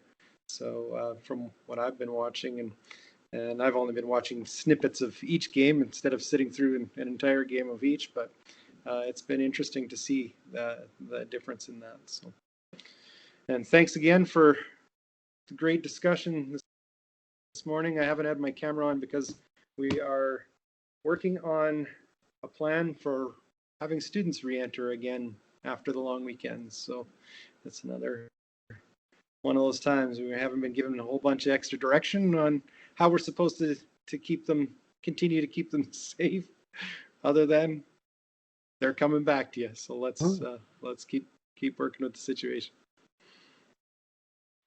Go ahead, Al. Good luck with that, Jordan. Yeah, good luck with that, Jordan. That's pretty neat. I just wanted to say, like, add a comment too on the video with the youth coaches. Like, it is tough, right? Because that is low in the priority. We're all volunteers. In some cases, you don't have the facilities at the youth hockey rinks that we're playing at to do any kind of video thing. But like having that library, like you talked about, and I've got a pretty good library. Actually, stuff that I got from Brad McKenzie as part of a course there from Alan Andrews, where they're fairly short clips because again we're dealing with kids, and we've been able to do that.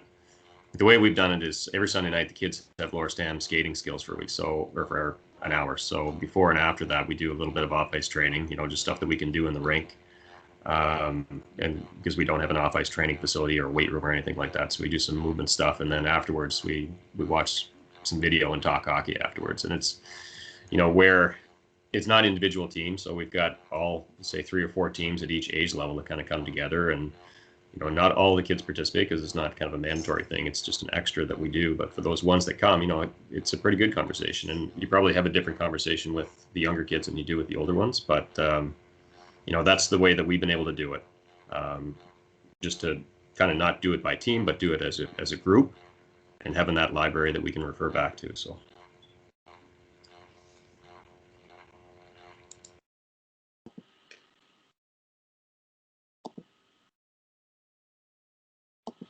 Mike Wally. Kim's use of the technology is amazing, and the ability to communicate it with parents. So if they see and know and appreciate what you're doing, it will be reinforced.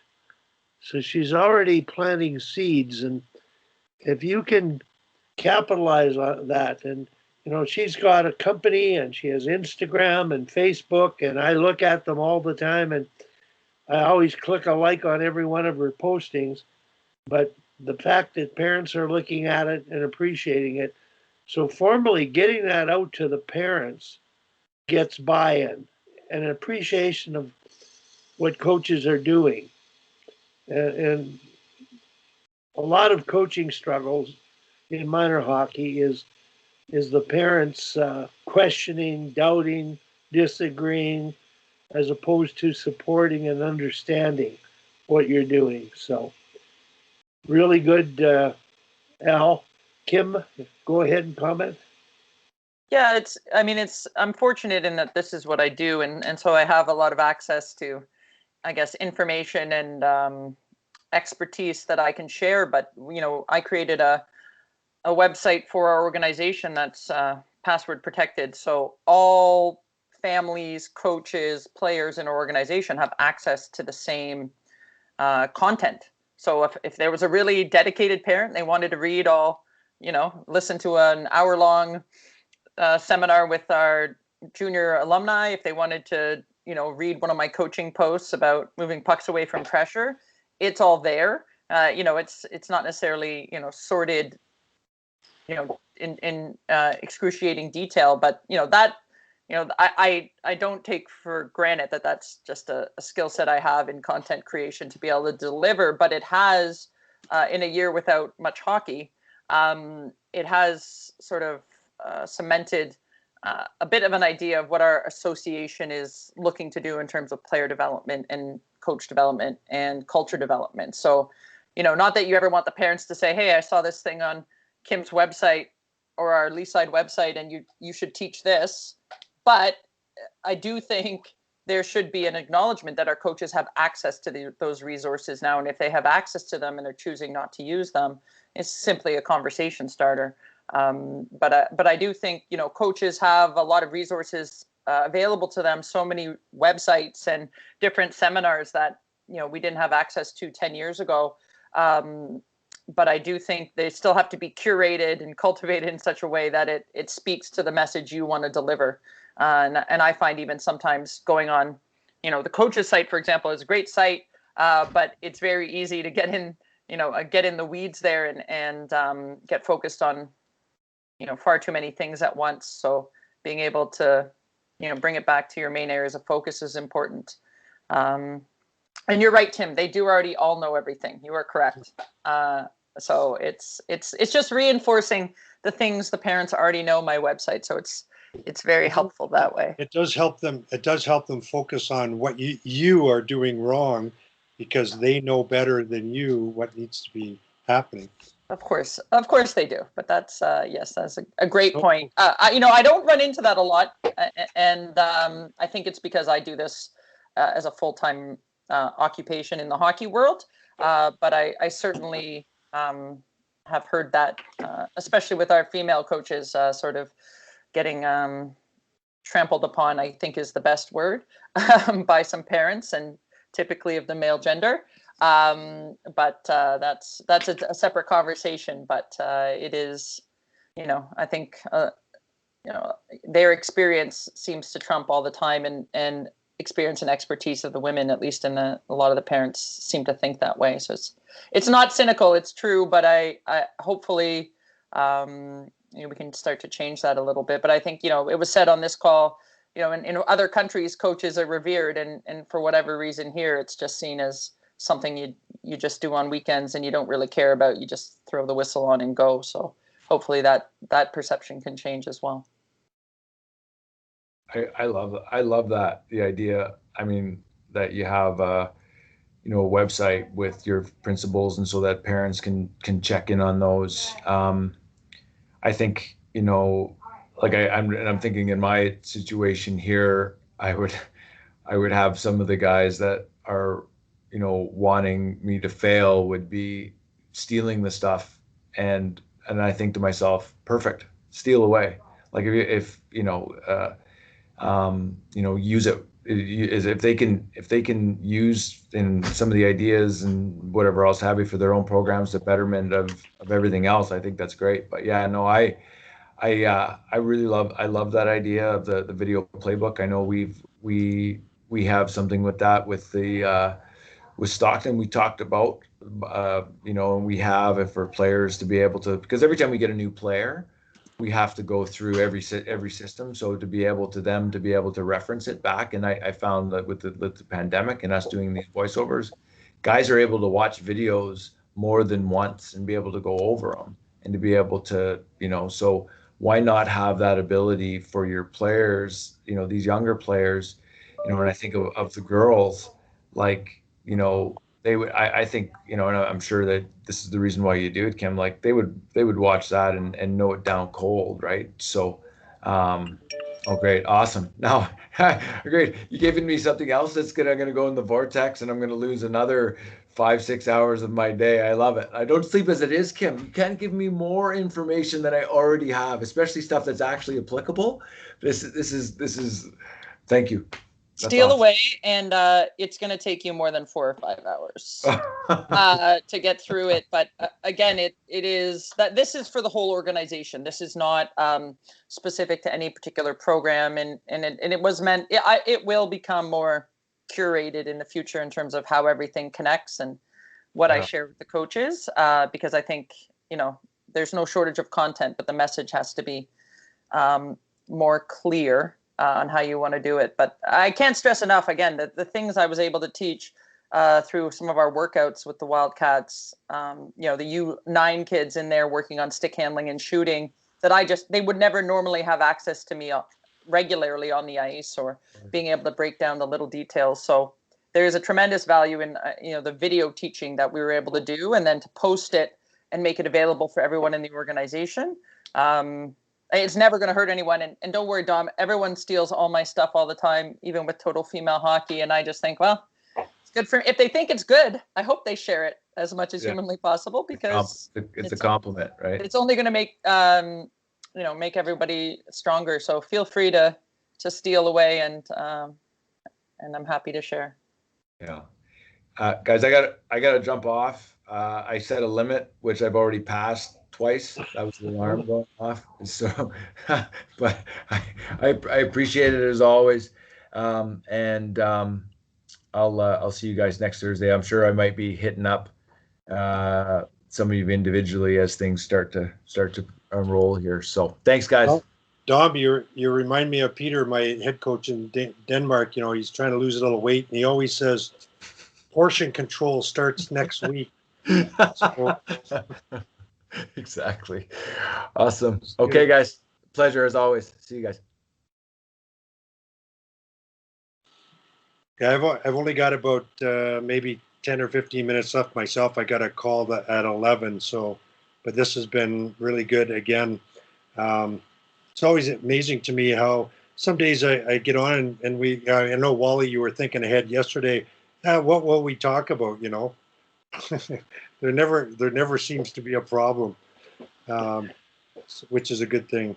So Yeah, I like the open endedness of the sessions because everybody gets a chance to be curious, be engaged. And just for the little time we have left, I've been sort of working diligently all week behind the scenes, communicating with two groups that are involved in ethical coaching. And it's interesting. I did the mission statement exercise with a sports law group.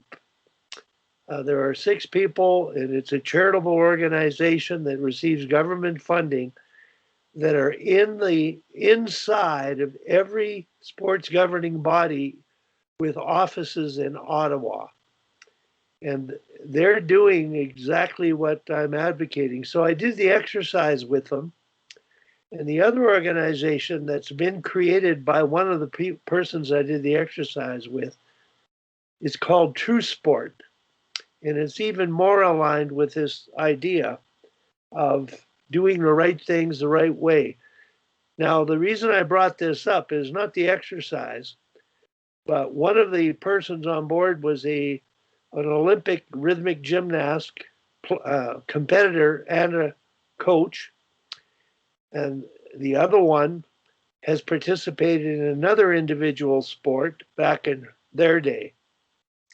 And I didn't think there were issues in individual sports, but I discovered during the session they were absolutely concerned with the way things are going. So it was a really good session, and I think I'm going to be doing another conversation with them, and hopefully we can get it so that parents will really appreciate coaches in North America. As somebody had mentioned, Kim, I think it was you, about the lack of respect for coaching. When Dave King went to Billings Bighorns, he felt he was treated like a doctor. There was a great deal of respect for him coaching major junior hockey in Billings, and he really hadn't experienced that in all of his coaching. So point well made.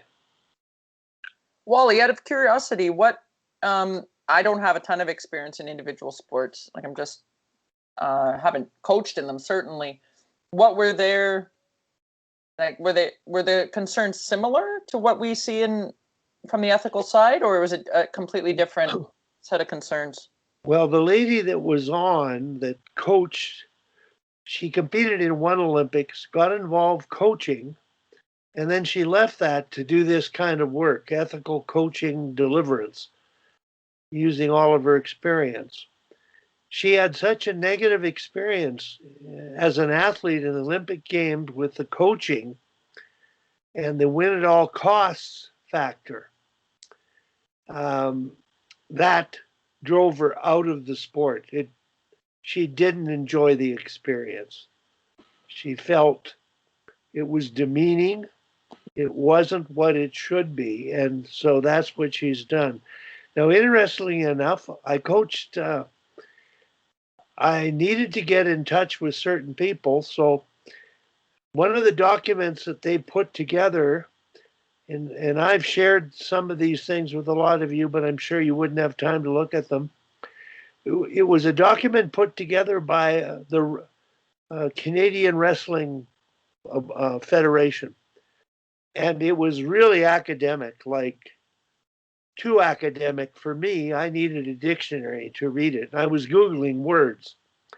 But they do have the inside connection with the top of the sports in Canada that offices are in Ottawa. And it's great material. But when I shared the one document with two guys I coached in wrestling, one went to a number of Olympics, the other coached at the U of C, they didn't even bother to read it. They forwarded it to somebody who had a master's degree that has a job as a fireman that wrestled to interpret it. I needed a dictionary to read his interpretation. My point is, what we're doing has to be practical. Al, to me, you're the conduit, and you may even be fairly academic relative to your environment, but you understand where we're going. And so what I'm saying is this mission statement exercise isn't about what's going to happen at the level, higher levels Kim's coaching. It's at the absolute grassroots and connecting what they're doing at the absolute top of organizations with what we're trying to do or I'm trying to do at the bottom. And if the two can up the ladder, coaches can buy into that. I've got enough energy just from yesterday's session to continue the cause. So, but I really appreciate today's session, and I don't know how much work Tom has got done today, but Tom, have you got any takeaways from today's session that you can resonate with? I like a lot of comments on how to use the video and how about how interested the players are in one-on-one and watching video with a coach. I like that. Yeah, I put about 5 more things up today on my on the Facebook one.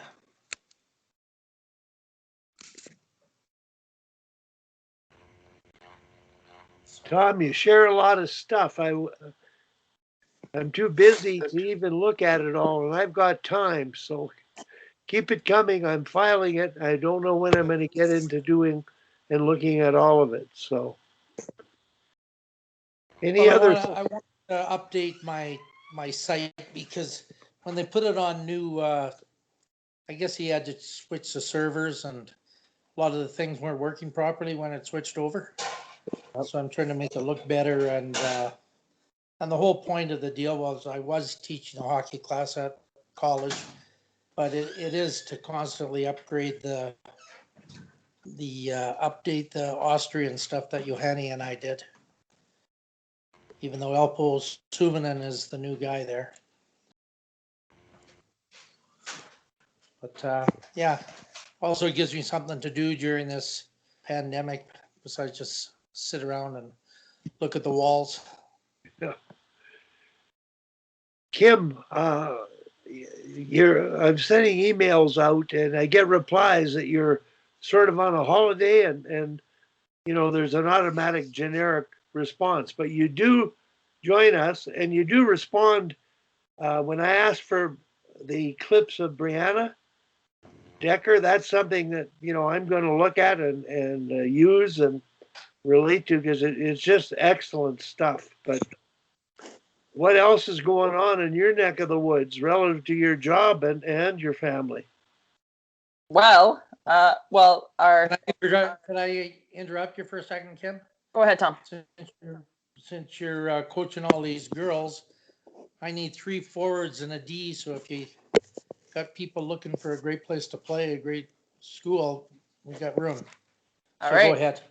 Yeah, what's going on here? Well, our lovely premier said summer camps can happen, but said nothing about it. So of course, then I had this like deluge of emails of like, where can I sign up? When can I be there? Blah, blah, blah, blah. I'm like, we have no idea, right? We don't even know if the rinks are going to open. So I was like, thanks, Mr. Ford.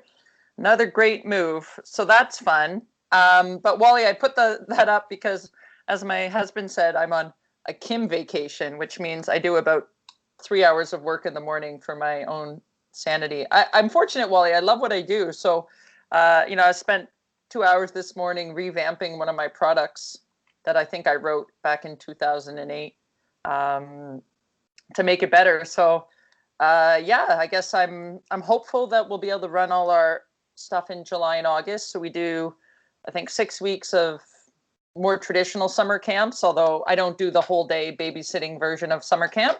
I do 3 hours of focused, intense work and send them home exhausted. And then I do a couple nights a week of on ice and off ice training for an 8-week session, July and August. So I'm hopeful it gets to run. I'd love to know that it was going to run, and that's all up in the air. But I think I sent you some of the documents I'm working on for the culture and coach development side of things for Lee side. So that's always being worked on and thought about. And I was chatting actually, Wally, with Michelle Janice. I asked her if she wanted to come on the calls, and she goes, no, I listened to them afterwards and listened to you jabber on forever, which is true. She's like, I'm used to listening to you talk, but try to get her to join us. But yeah, just, Wally, I'm like you. I guess we're lucky, right? This is my passion, and putting those clips together of Brianna. And I laughed a little bit. I posted on Instagram, and she messaged like, thanks for all the love. It's funny, sometimes they'll email me like, thanks, Kim. Thanks for the shout out. I'm like, I don't think you need my shout out. I think you're pretty famous enough. But the PWHA games or PA games this past weekend were good. I think they didn't have quite the jump they had in the last series. I don't really know why. Maybe there's that downturn after US camp. But there were some great clips, Wally. I'll have to dig them out.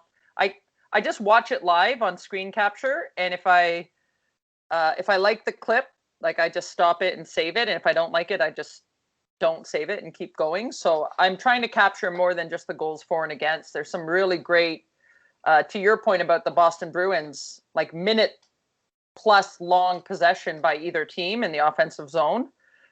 Tons of crossing, tons of puck protect. I think I have at least 3 or 4 minute plus long examples in the female game, which, you and I both know is something that is still relatively new in the women's game, to see those types of sustained possession. So that was really encouraging. And hopefully the games out in Calgary, are able to showcase the same stuff. But, I'm hopeful that's the direction that our game is going. If those women are able to execute it, that's encouraging for sure. So that's what I'll be doing next week. Okay. Watching the ladies out in Calgary. Okay. Al, I've got a question about your world. It appears you've got some opportunity to interact and still be doing hockey stuff, or you've been on the ice more than Kim. What's happening in your end right now with hockey? Is there any gathering or any participation or interaction? Yeah, so honestly, like, things started to open up here last year around this time, and we had some restrictions on us through the season, but we pretty much were able to operate, mostly as normal. There was a few things that we had to do a little bit differently to stay within the rules, but the kids were out wearing masks. There were some rules that we had to follow in terms of capacity and locker room use and things like that, but we were pretty much able to get through the season as normal. Our tryouts just ended about a week and a half ago. We got all our teams formed. We are up to now, I think we went from 2 teams a couple of years ago to 4 teams last year to 6 teams next year, pretty much every level. So it's been a pretty interesting couple of weeks here trying to figure out what we're going to do because everything's growing. But yeah, at this point, the country is essentially opening up. Like, at this point, I don't even think in Massachusetts people are required to wear a mask outdoors after the end of May. It's already, or outdoors, it's already, you're not required to wear a mask, but it's even indoors at the end of May. So it's pretty much opened up.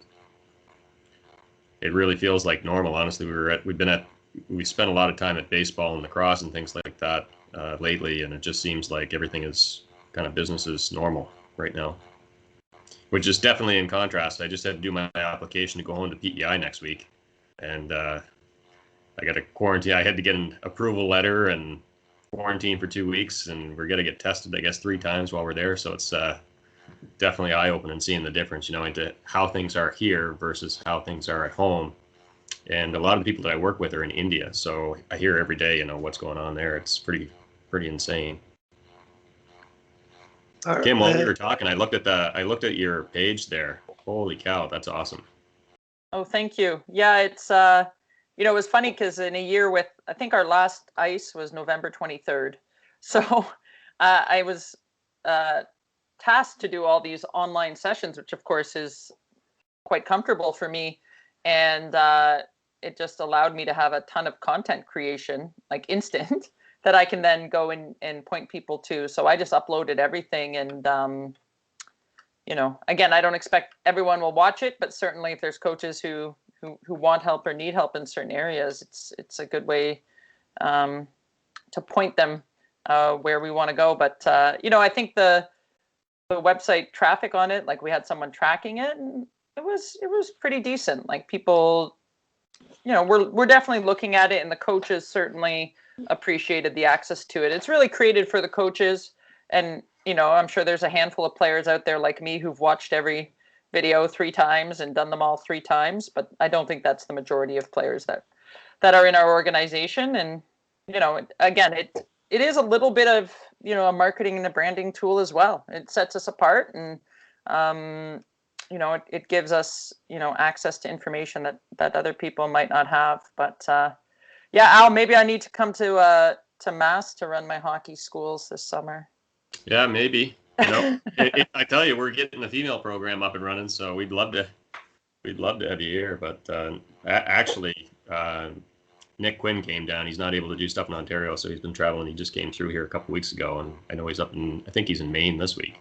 Yeah, there's a bunch of guys from Toronto who are moving around a bit. And actually, I meant to mention that earlier when we were talking with Sammy about putting pucks into space in sledge hockey. I think we have to thank Pep a little bit for players now putting pucks into space to get themselves, right? So the fact that you slide the puck underneath, whatever they call it, and I remember, I know Joe from when it was just 2 pieces of wood, right? And so I think that's really that idea of sliding that puck underneath the trainer or whatever they call it to go and get yourself.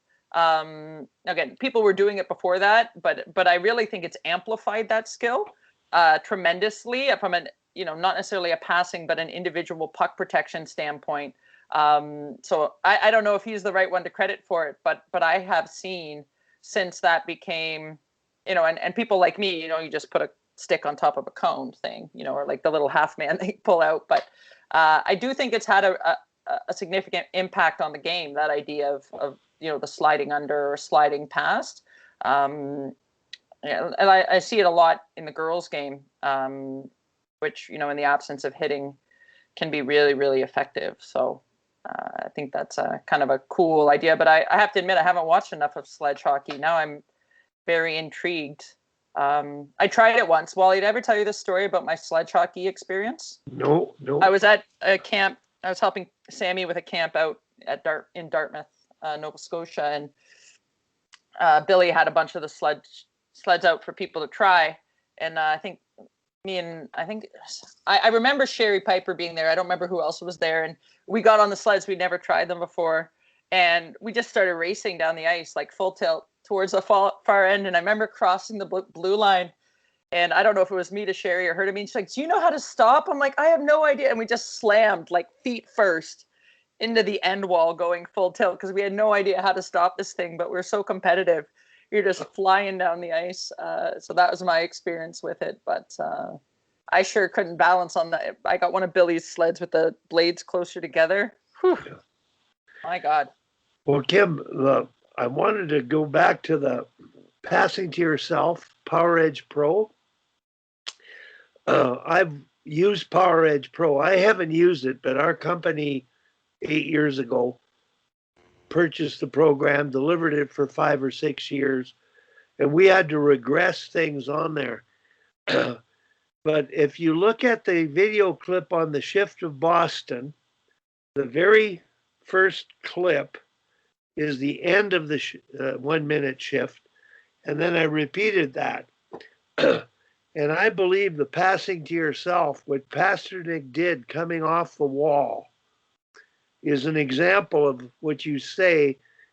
And I think Power Edge Pro has contributed to that. You're passing to yourself, you're hopping over. And the thing I think is most valuable is the plyometric effect of that getting air, jumping over, landing on outside or inside edges or both edges. I mean, that's a great deal of kinesthetic memory being repeated over and over again with a puck that can translate into game situations. And I'm trying to say, okay, how do you connect Darryl Belfry with Power Edge Pro? And I think, and I'm looking at Connor McDavid, individually unbelievable. And I think the ability to apply those skills, which are extreme in Connor's case, to all game situations, that's another level of thinking that Darryl can take the game to. Power Edge Pro really does have a place, but you've got to connect to the execution in the whole game, the thinking of random nature of the game of hockey. And that thought entered my mind as you're talking about Power Edge Pro, because I think it's a great program. You're using it well. Does it make sense at your level to, when we did it, Al, we would do Power Edge Pro for 45 minutes in an hour session, but then we just played games after that. So we hope they would benefit from that pure physical practice and think better in the game. So I think there's something to be said there for using that.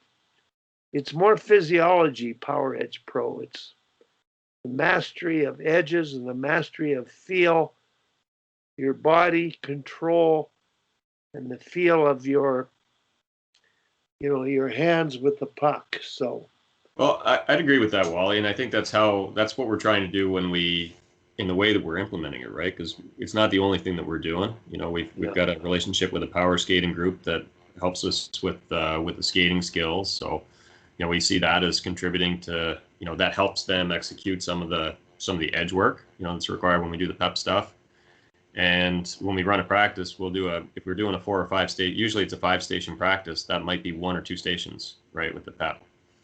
And what I've found really, really helpful is to take, let's say we're doing the crossover version, and to then do some kind of a drill where we put in some coaches and you say, all right, so we just spent all this time, working on crossovers and that kind of thing, moving the puck to space. Now, we're going to have a coach here, and you're going to use crossovers to try and make that coach move and cross over, and then you're going to explode the other way and putting it into context, right? And then we'll play a game and, try and use that. And we'll see that, I think it's all in how you deliver it and how you do it and how you connect the dots. And you can definitely do that with little kids. We were able to do that this year. A little bit of video as well. PEP's actually got a pretty good video resource on their site that we took, and we did that in a session with some of the kids, and hearing them talk about it, like Joe, whoever was narrating the video, that for some of our coaches and for the kids who were, who we kind of tested it with, it just kind of, you can see almost the light bulbs going on. They're like, oh, I see. So it is really important to connect that context. But we're seeing it in the games. We're seeing them. I got a bunch of clips put together where it's we just did that in practice, and the kid just pulled off that same move against another kid and used it the right way at the right time, and he's 7, right? So there's definitely a connection there. But I'm curious about Kim. You might find out before me what Darryl thinks of the Power Edge Pro work and connecting it. Do you know it all?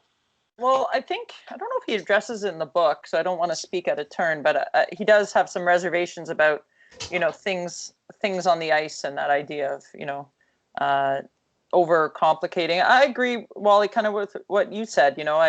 I guess I saw Joe do a lot of the stuff before it ever became Power Edge Pro, so I guess I've been stealing it from him for a while. But I do think it requires, some regression or some slowing down and explaining in detail what you're doing, because I think, the idea of it, especially when kids have come from, maybe more traditional power skating programs that are very north-south, that idea of, the east-west and the weight transfer, which, Daryl did say on one of our calls, that ability to weight shift and move east-west is one of the areas that even at his level, he's seeing is an area of weakness.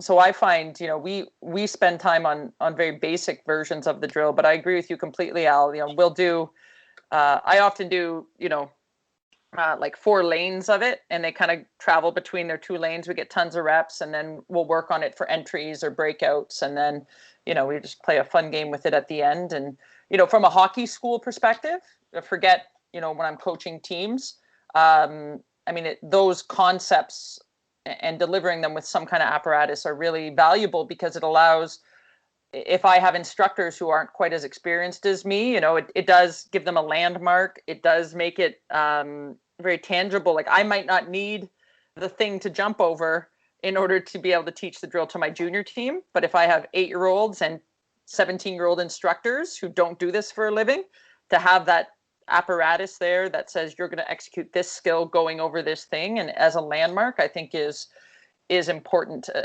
especially if you have a lot of players on the ice. So I agree with you, using it as a skill station. But I don't know if Daryl has like specific views on PEP itself, or if it's more just the apparatuses, the apparati being on the ice, I guess, is maybe more of his sticking point. But I think we can all agree, no one's using PEP exclusively without doing anything else. And we're all kind of using pieces of that, or ideas that go into it. Joe didn't he created a system for it, but a lot of those concepts and ideas were there before. He just packaged it up in a great way, and he's been really successful with it as a result. So kudos to him. But I wouldn't say he reinvented the wheel necessarily in terms of the moves or the skills that go into doing the program. I think the one thing that I took out of it came from my own playing with the national team. Watching the Russians, and Kim, I have a video of you demonstrating the skating simulation, where you go from one leg to the other, simulating a skating stride, and you may be moving, you may not be moving, but you're getting air. And when you have an apparatus that you've got to go over, the G-force of your body weight going up however high and landing is way better than doing squats with weights on your shoulders. So it's that training effect physiologically, the strength gained with balance with a puck, that to me is absolutely beneficial. I believe the Russian hop exercise itself, and this is a personal story, I watched the Russians doing it when I was playing, and I managed to come upon from their trainer, gave me a book on the exercise. My dad translated it for me, and I began that exercise. I put my buttocks, I think, increased by 3 inches, my thighs by 1.5 inches or 2. I could not get tired. I was a stronger skater. I did the Russian hop in intervals, 10 sets of 40 seconds, eventually, progressively over 4 months. And it simulated a shift. I would not have made the national team and stayed there had I not learned that exercise.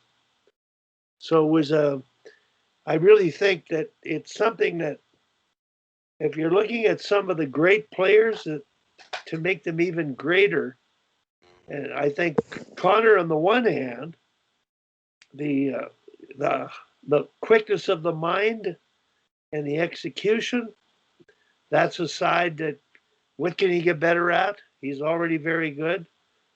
And I'm saying there's many more players that need to be better skaters, more powerful, more agile.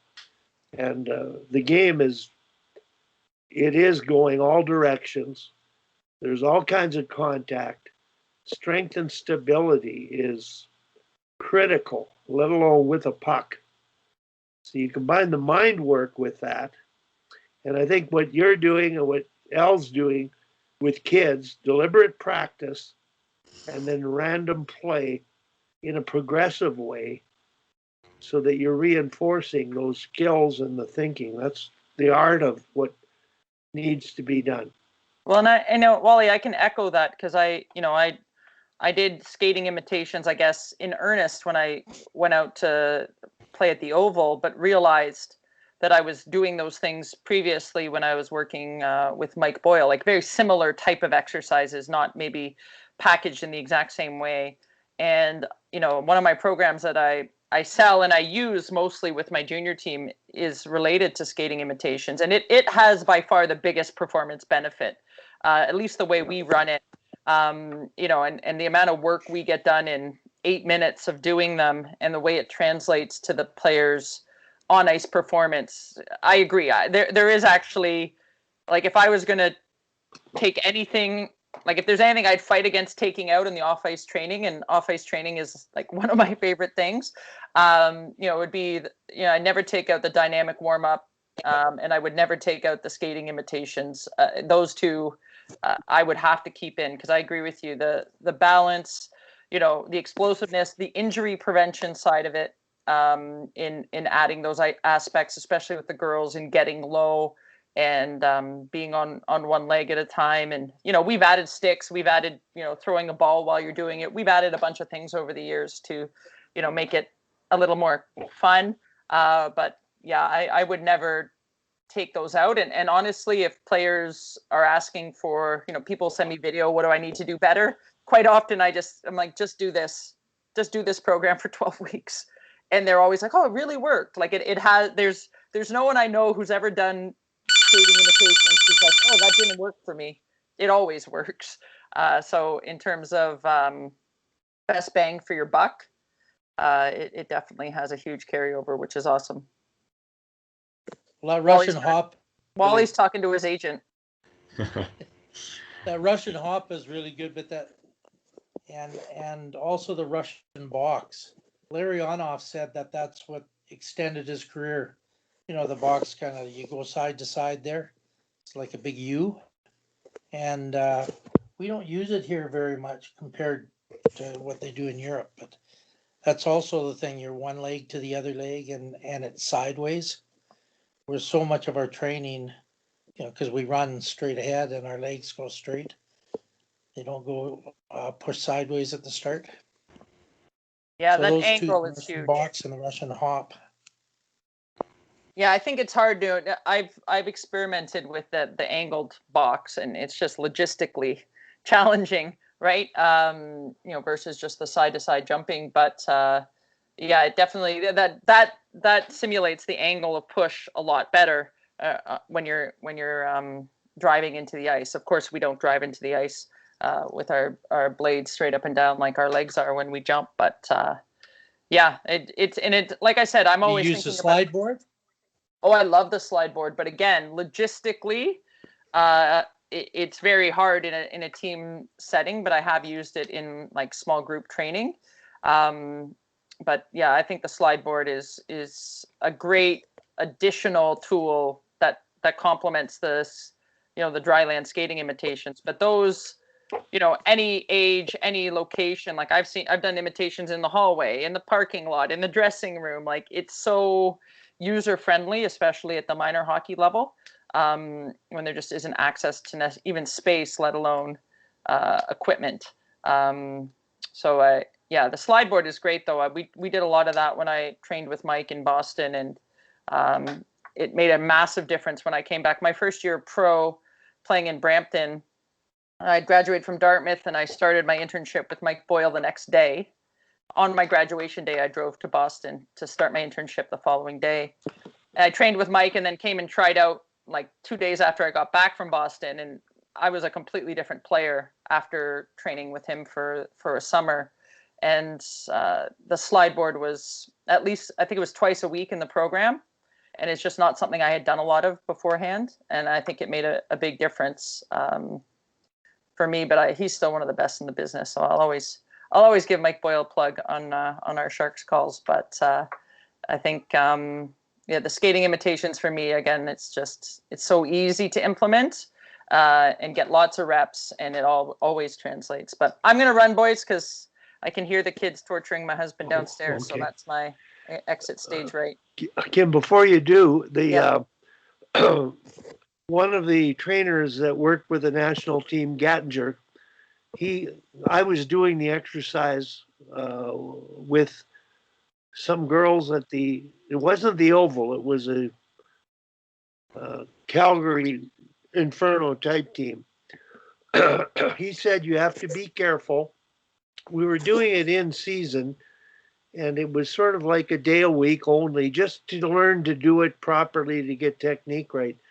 He said there was you don't have the core strength to do that exercise.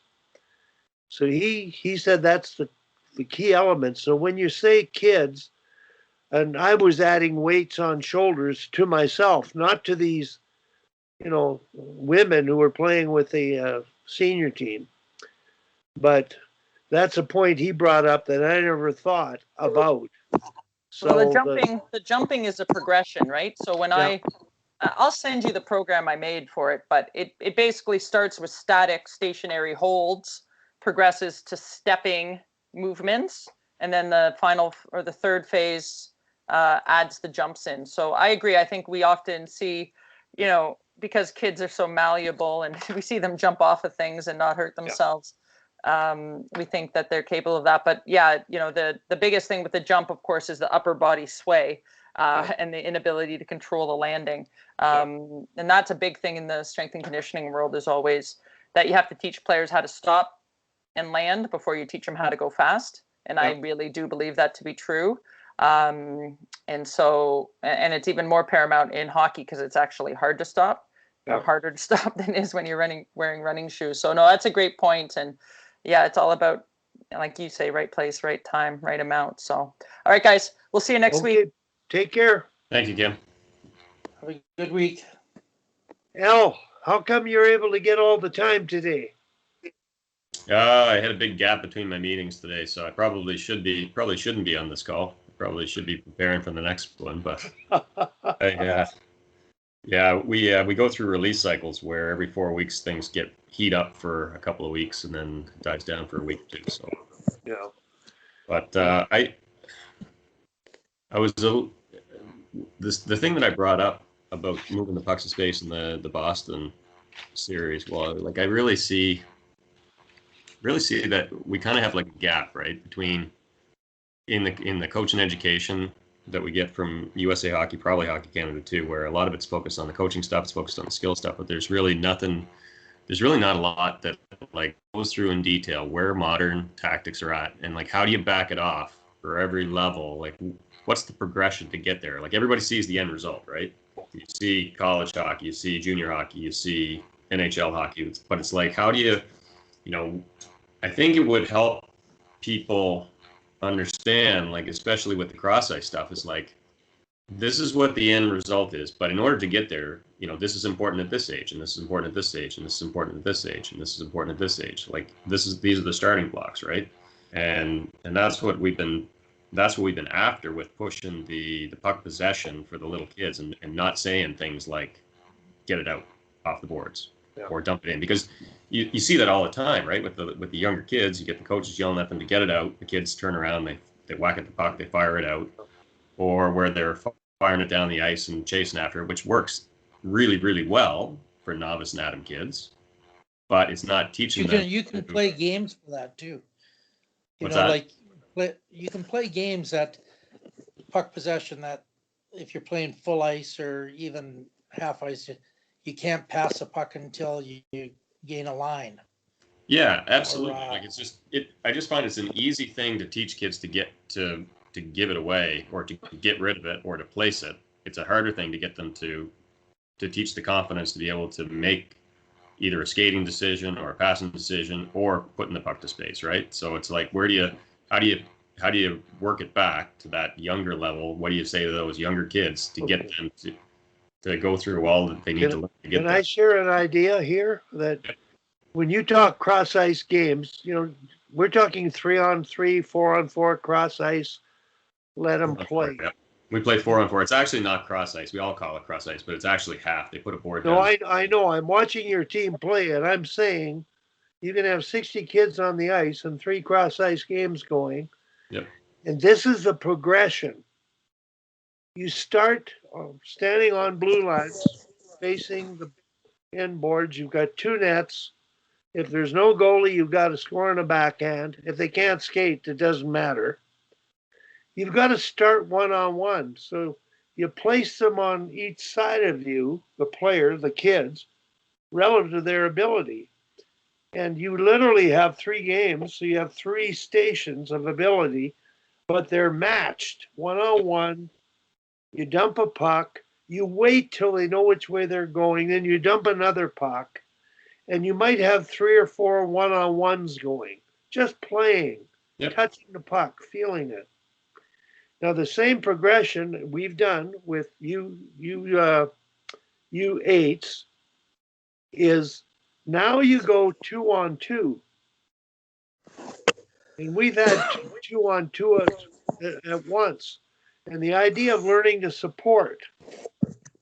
And then we've put coaches be not behind the nets because they're cross ice, but on the side in the corner.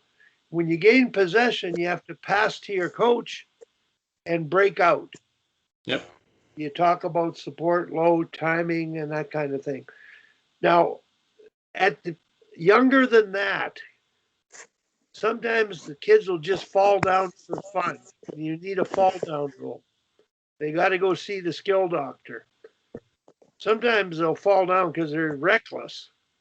They got to be solid and strong on their skate, conscious of maintaining their posture. Then they get to carry a puck in a cross ice game. And this is a thing you can try, the idea of respecting possession. When you play cross ice, some players are just throw it away. They don't want to handle it. They're not good enough yet. They just aren't confident to carry it. So when that happens, now the rule, instead of if you fall down, you go to the skill doctor and do some jumps and hops and then get back in the game. But if you give the puck away, you leave the zone and you got to skate figure 8s and pass it back and forth with the coach before you go back in. They're conscious of the fact I've got to control the puck. That's the stage. Yeah. Carrying the puck. So we do all those stations that you just mentioned, Wally, with the exception of the skill doctor. I'm going to steal that. I like that skill doctor idea. That's an awesome one. I guess where I'm getting at is more like during the games, like the actual coaches encouraging different things, right? Like we have coaches. I've seen it at our own association. I've coached against them where, anytime you get the puck in their end, they're trying to, it's get it out. Like you just hear it all the time at the rink, right? And the kids will turn around, they'll just fire it up the boards and some other kid will chase for it. That's where that's what I'm after, right? It's like, we got to get people out of the habit of doing that because we want the kids to learn to play and make decisions and have confidence with the puck and that kind of thing. Because eventually they're going to get to the point where, that decision may well be chip it off the boards to themselves or to somebody else or put it into the corner, in a soft dump or whatever. So I covered the progressions with Tom and a midget AA team on Breakout. Yeah. And the first time we did it and the first game he played, they got breakaways from the Breakout. It was just click, click, click, click. I never realized deliberate progressive practice at the stop of T-start with the winger facing the puck, T-starting, rotating, targeting with one hand. Those are little skill elements that go into that low support and the low and slow with the defender. Now, when you do that cross-ice scrimmage and the coach is in the corner and you get the puck, you steal the puck, you pass it to your coach. Now you go back and you support, if you're the winger, low and slow. You got to stop and start and target, come back. The timing factor comes in. But when I do a coaching clinic, I'm going to show you forecheck, whole ice hockey in 1 minute. The first thing I do at a clinic, I say, we're going to get forecheck out of the way in a minute. And I'll do it with you right now. Can you see my hand? It's a claw. 1, 2, 2. I'm steering the puck over here. Puck's on this side. I've got my right winger and right D in the mid lane of the rink. Train tracks. They don't cross the tracks. And I've got a video of this train tracks on my site done years ago by a U.S. minor hockey coach. I just go, somebody fell down. Who's closest? 1, 2, 3, 4, figure it out. And they do the mirror. And they have a picture of a claw. Now they know how to develop space, who's first, second, third to play. So spreading out is what you're yelling all the time. Whole ice hockey, spread out, spread out. Well, this is forecheck. That's all I do. Yep. Done. You're done with the systems, and I can do it with the national team. I can take that same shape to man on, box behind with defensive zone cover. You can set up the geometry of that shape, but you play within this framework. There's your team play. Yeah, I would play within a 5 and a dice. Yeah, that's and good. I don't use dice because I like man on. Dice, you're penalty killing. Man on, now box behind, you're teaching. 5 and a dice, you have 5, so you can't kill penalties with 5. No, I know that. Bob Murdoch's drill, the dice drill, tight dice. He did this with the Winnipeg Jets when he was coach of the year, Al. He set 2D, a center, and 2 wingers in a dice shape inside the circles, not past the top of the circle. And he set up 5 players with the puck on the outside, try to score. And he said, you can only take 1 stride defensively. So they were tight. 1 stride. Then he went to 2. Now, when the puck gets to the hash, that's where you have to have the forward go. Whether it's the center or winger, it's not 1, 2, 3, 4, 5 yet. With 3 steps, your shape becomes house at the hash. But with 1 or 2, it's just getting that shape, 5 people. That's his drill. It works. I did it in an international coaching clinic. He told me about it in the evening. It was added immediately to my on-us session with 300 coaches from around the world. And then I did all the other skills that go into defensive skating because it was a defensive session. So I don't know if that makes sense, but Yeah, that makes sense. It makes sense, Wally, for sure. when you go to whole ice hockey, coaches will get caught up in systems and they'll talk 1-3-1 neutral zone and 2-1-2 and pinch here and everything is tell you what to do. And there's times where you can ask them what would work and they'll figure it out. But this idea of free play at the age you're at, now going to whole ice and not having them think too much, it's reduced more for the coach to let them play within a framework. They need it because they're all going to swarm the puck. Yep. They're all going to follow it all over the ice. Yep. So it might give you a sense of structure without locking them into my position. It's Right, one. and that's the key, right? Is to give them that structure without like telling them where to go and what to do. And like I get that. I think you know, one of the challenge, like the breakout was a good one, right? Because that's the one that the parents always want to talk about. Like, oh, we got to work on our breakout more. It's like, oh no, you got to work on supporting the puck and passing, and you know, that kind of thing a little bit more, right? Well, But if you did that, kids, if you did that drill that Wally's talking about, yeah, you know, the breakout one, yep, it's fantastic. I have video on it. It's fantastic. I even did it with the college men 2 years ago, and Yeah. started off with the goalies pass first. So they have the pucks at each side of the net, and the first one is they're passing. The players come down, they skate properly, you know, take a pass in the wing. yeah. We do that one a lot. Yeah. We do that one an awful lot. That's a great one, right? But, Yeah, and then move the goalies out to the red line and they pass back and forth because it's really good for the goalie passing too.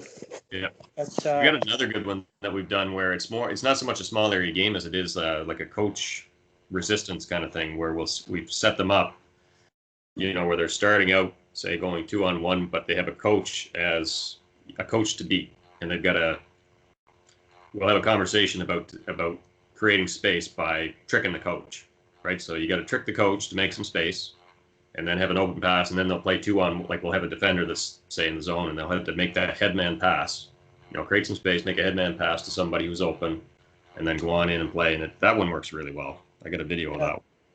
yeah, it would. And like what you say about it's not really cross ice, it's half ice. Yep. In Europe, it's easy because it's 100 feet across. It's the same as doing a half ice game, right? Yeah. But with our cross ice, I know the rinks in Calgary, the city rinks are like 80 feet wide, maybe even 75, you know, and then 85 is a standard. And it's pretty small sometime when you have guys that can really skate. Yeah, So- it does get small. I mean, we've done it in lots of different configurations, right? Like our actual league games, it's 4-on-4 half ice, and that works really well. Towards the end of the season, when the kids start getting more confident, then they back it up to the blue line instead of the red line. So it's more like 3/4 ice. And that opens things up just a little bit. That seems to work well, you know, towards the end of the year. We've done true cross ice instead of 4-on-4, though. I find 3-on-3 works pretty well, like with Novice and even with Adam Age. We did a Christmas tournament. It was a blast where we had them go cross ice in each zone 3-on-3, and even the really good Adams.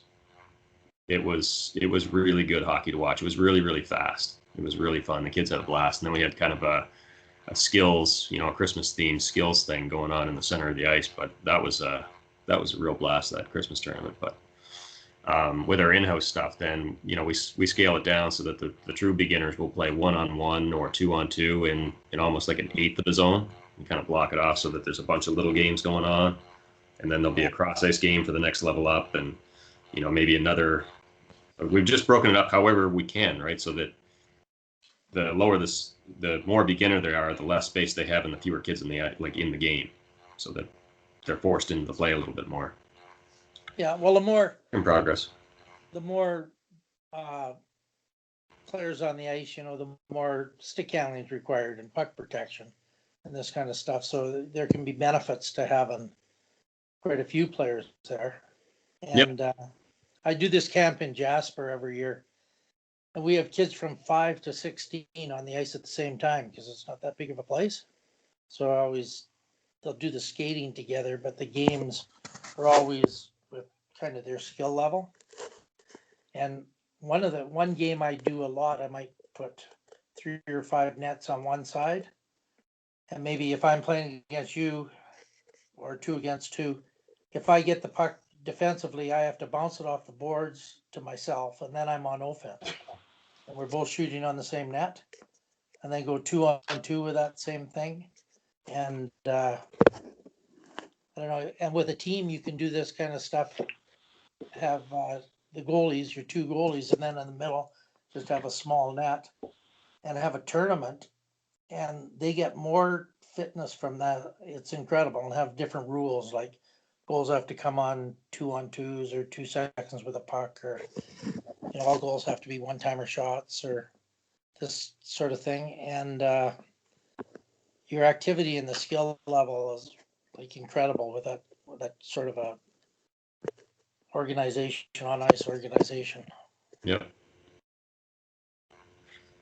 Yeah. I'm hoping we can do our camp this year. We couldn't do it last year. Everything's still shut down here, but next week it's the 25th. It's supposed to open up some. We got the vaccinations are starting to go now here, so Is that right? we're way behind you in the vaccinations. But now they're allowing 12 and up to get them now. So Oh, that's good. So was minor hockey running in Alberta all winter, or were you guys shut down too? no, it got shut down. Wow. And my grandson's playing in Saskatchewan. Well, the Alberta Junior tried to go. They had a little bit of real quarantine rules. My grandson plays in junior in Saskatchewan, and I think he played 4 games this year. Wow. And they were going to try to have a bubble in one town, but the players would have to pay, and it kind of fell apart because it was going to cost a lot of money. Yeah. In a hotel for a month, and Oh, for sure. because the teams don't bring in any money, right? There's no fans, and junior depends on fans. So it's been a tough year on a lot of guys. Really And tough. my team, we trained till middle of November and then got shut down. It's all right. And I've lost 6 or 7 of my recruits. They came and they played, and we just, not everybody there. They never even put our ice in at our rink. They came and they've never been inside our arena. We didn't have a dressing room, so they weren't really on a team. And it was really hard to hang on to them. They're not going to class because everything's online. So they never really, I don't think they felt part of anything. So it's been a tough year. Al, have you had shots there like yourself? Have you had the inoculation? Yeah, I mean, most people that I know have gotten vaccinated now. I had my second shot 2 weeks ago. Okay. I would say the vaccination rate's really high. I don't know what the number is, but it seems to be everybody you talk to, like the people I talk to, because most of them are involved in things, right? They're out in the public a lot, playing sports, whatever. But it seems most people I talk to have been vaccinated.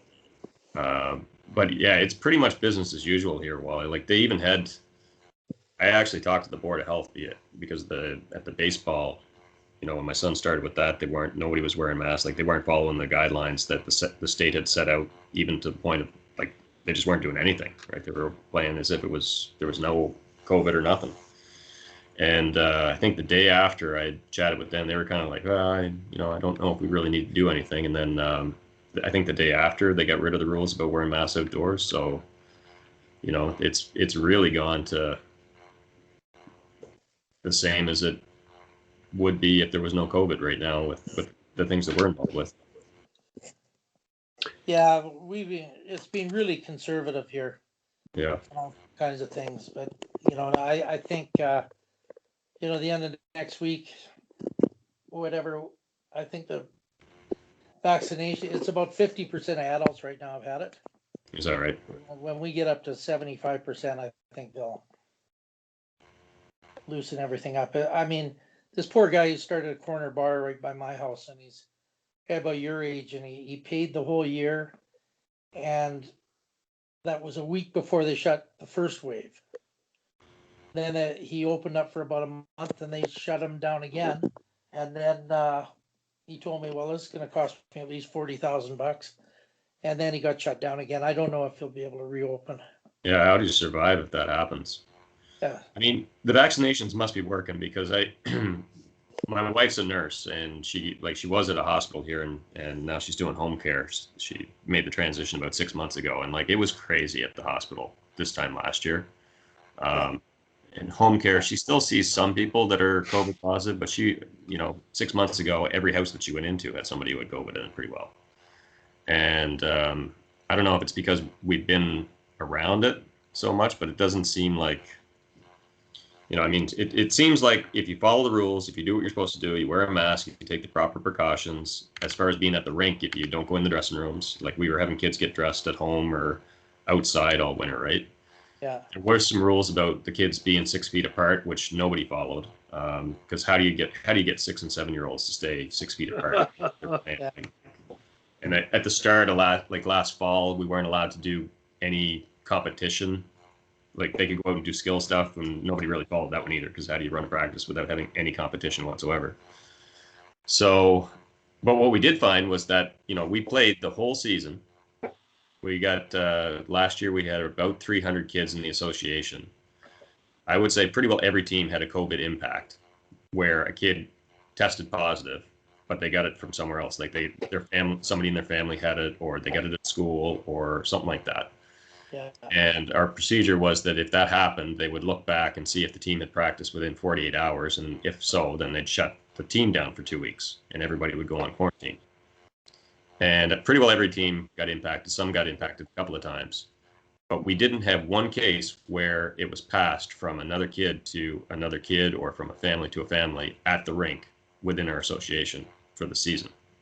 Right? So the masks and keeping people kind of apart, it must work. Right? Like we had, there was a kid on my bench who was positive. And we found out a couple of days later, and nobody else got it, right? I mean, he was sitting right next to me. He was sitting right next to my son. Well, Calgary is such a redneck place, like Alberta. Yeah. We've got the highest rate in North America. That's what my dad was telling me. Yeah.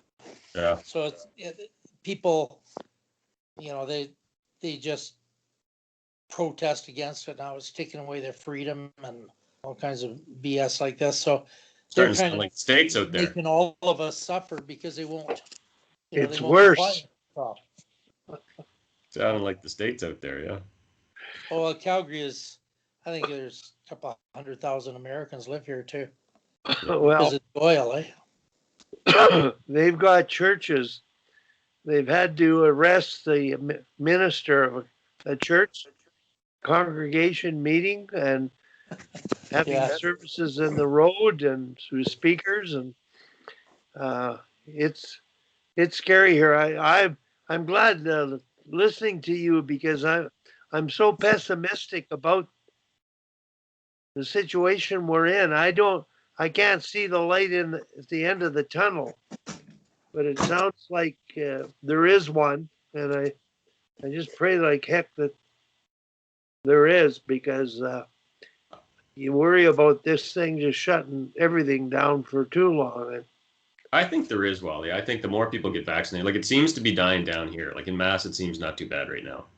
But I'll tell you, like the people that I work with that live in India, and I guess there's I don't know if it's a different variant that they got over there, but it is really, really, I don't think the news, like you hear about it on the news, but I don't think their news is doing it justice.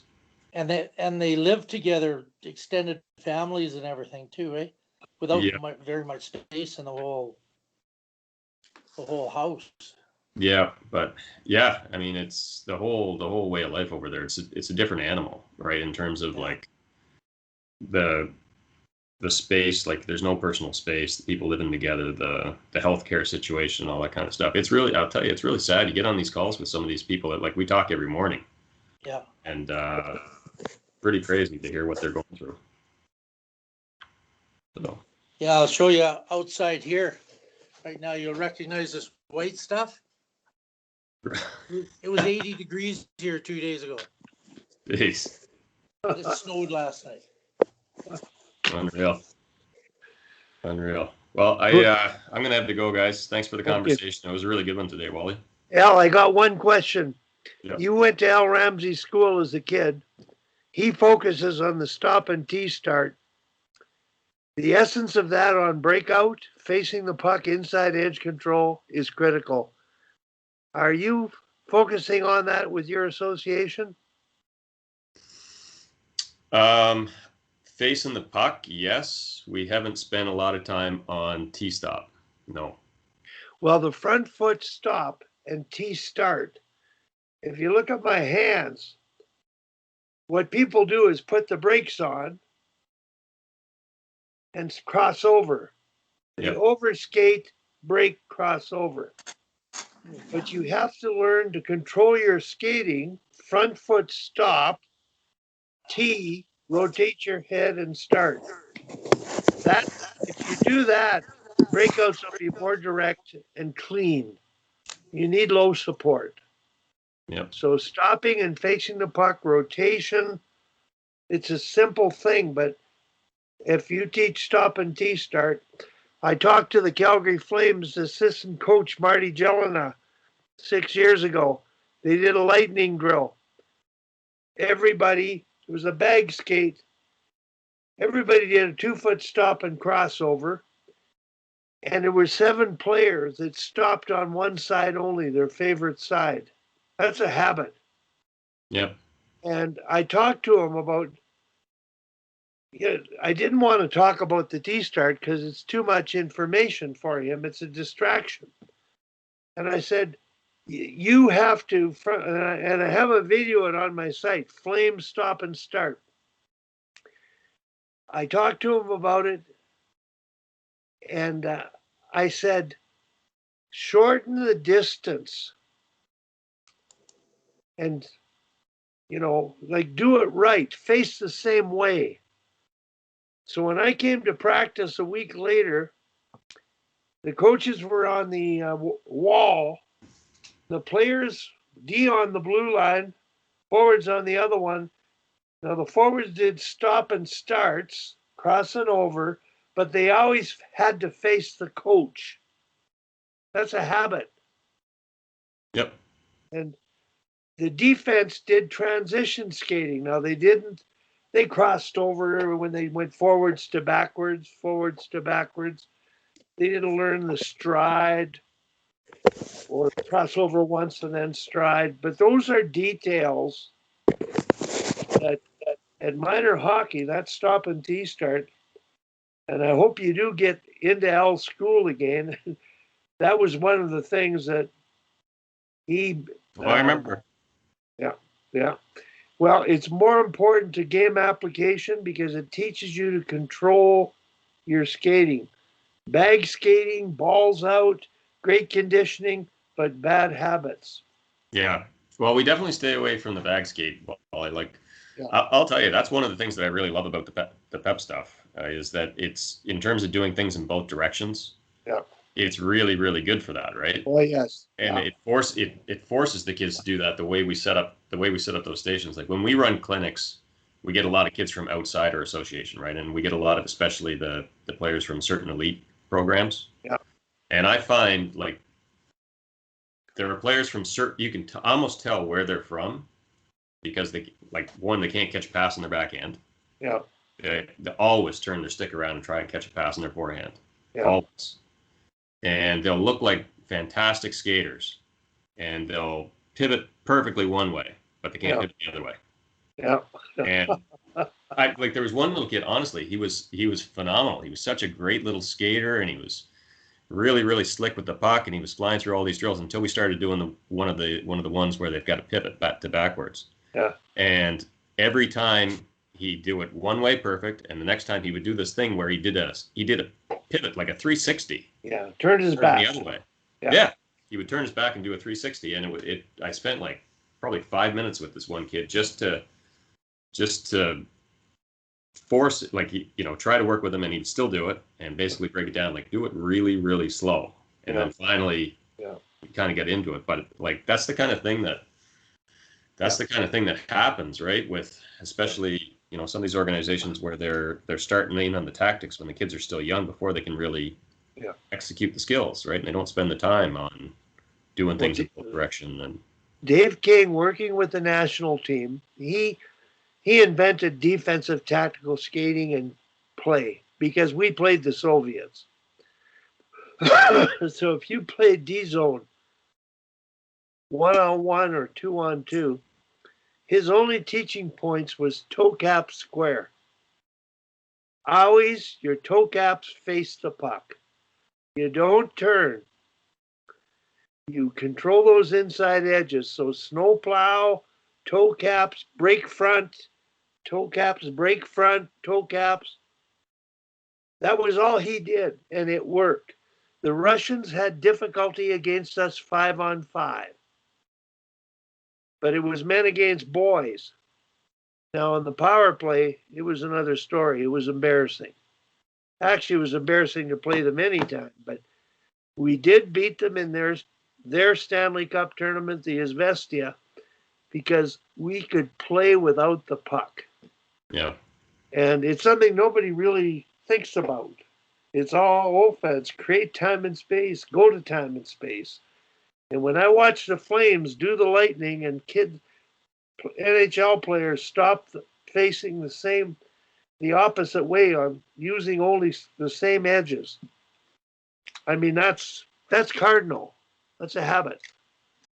So at that level, you would think, pay attention to those details. And it's toe cap squares better. You know, it's simpler. A coach can do it. It's not like teaching stop and T-start. But anyway, I've got to run. Thanks very much for coming on, Al. Great having you. Well, thanks for having me, Wally. I appreciate it. And thanks for your story about the Vietnam and the rollerbladers. That tells you a lot. Don't Yeah, go. I wish I had a picture of it, Wally. I didn't take a picture of it. I did look. I have a Well, picture. I've got video that was sent to me by Hockey Canada's technical director of a girl going on rollerblades, doing edge work deliberately. Like, it was amazing. So I don't think she learned it deliberately, but she got so good at it, she could do the route. And it makes the point about let them play. Yep. It might get better than what doing everything we're talking about. So thanks very much. I got to sign off here. All right. Have a good one, Wally. Okay. Take care. Take care, Tom. See you guys. Bye bye.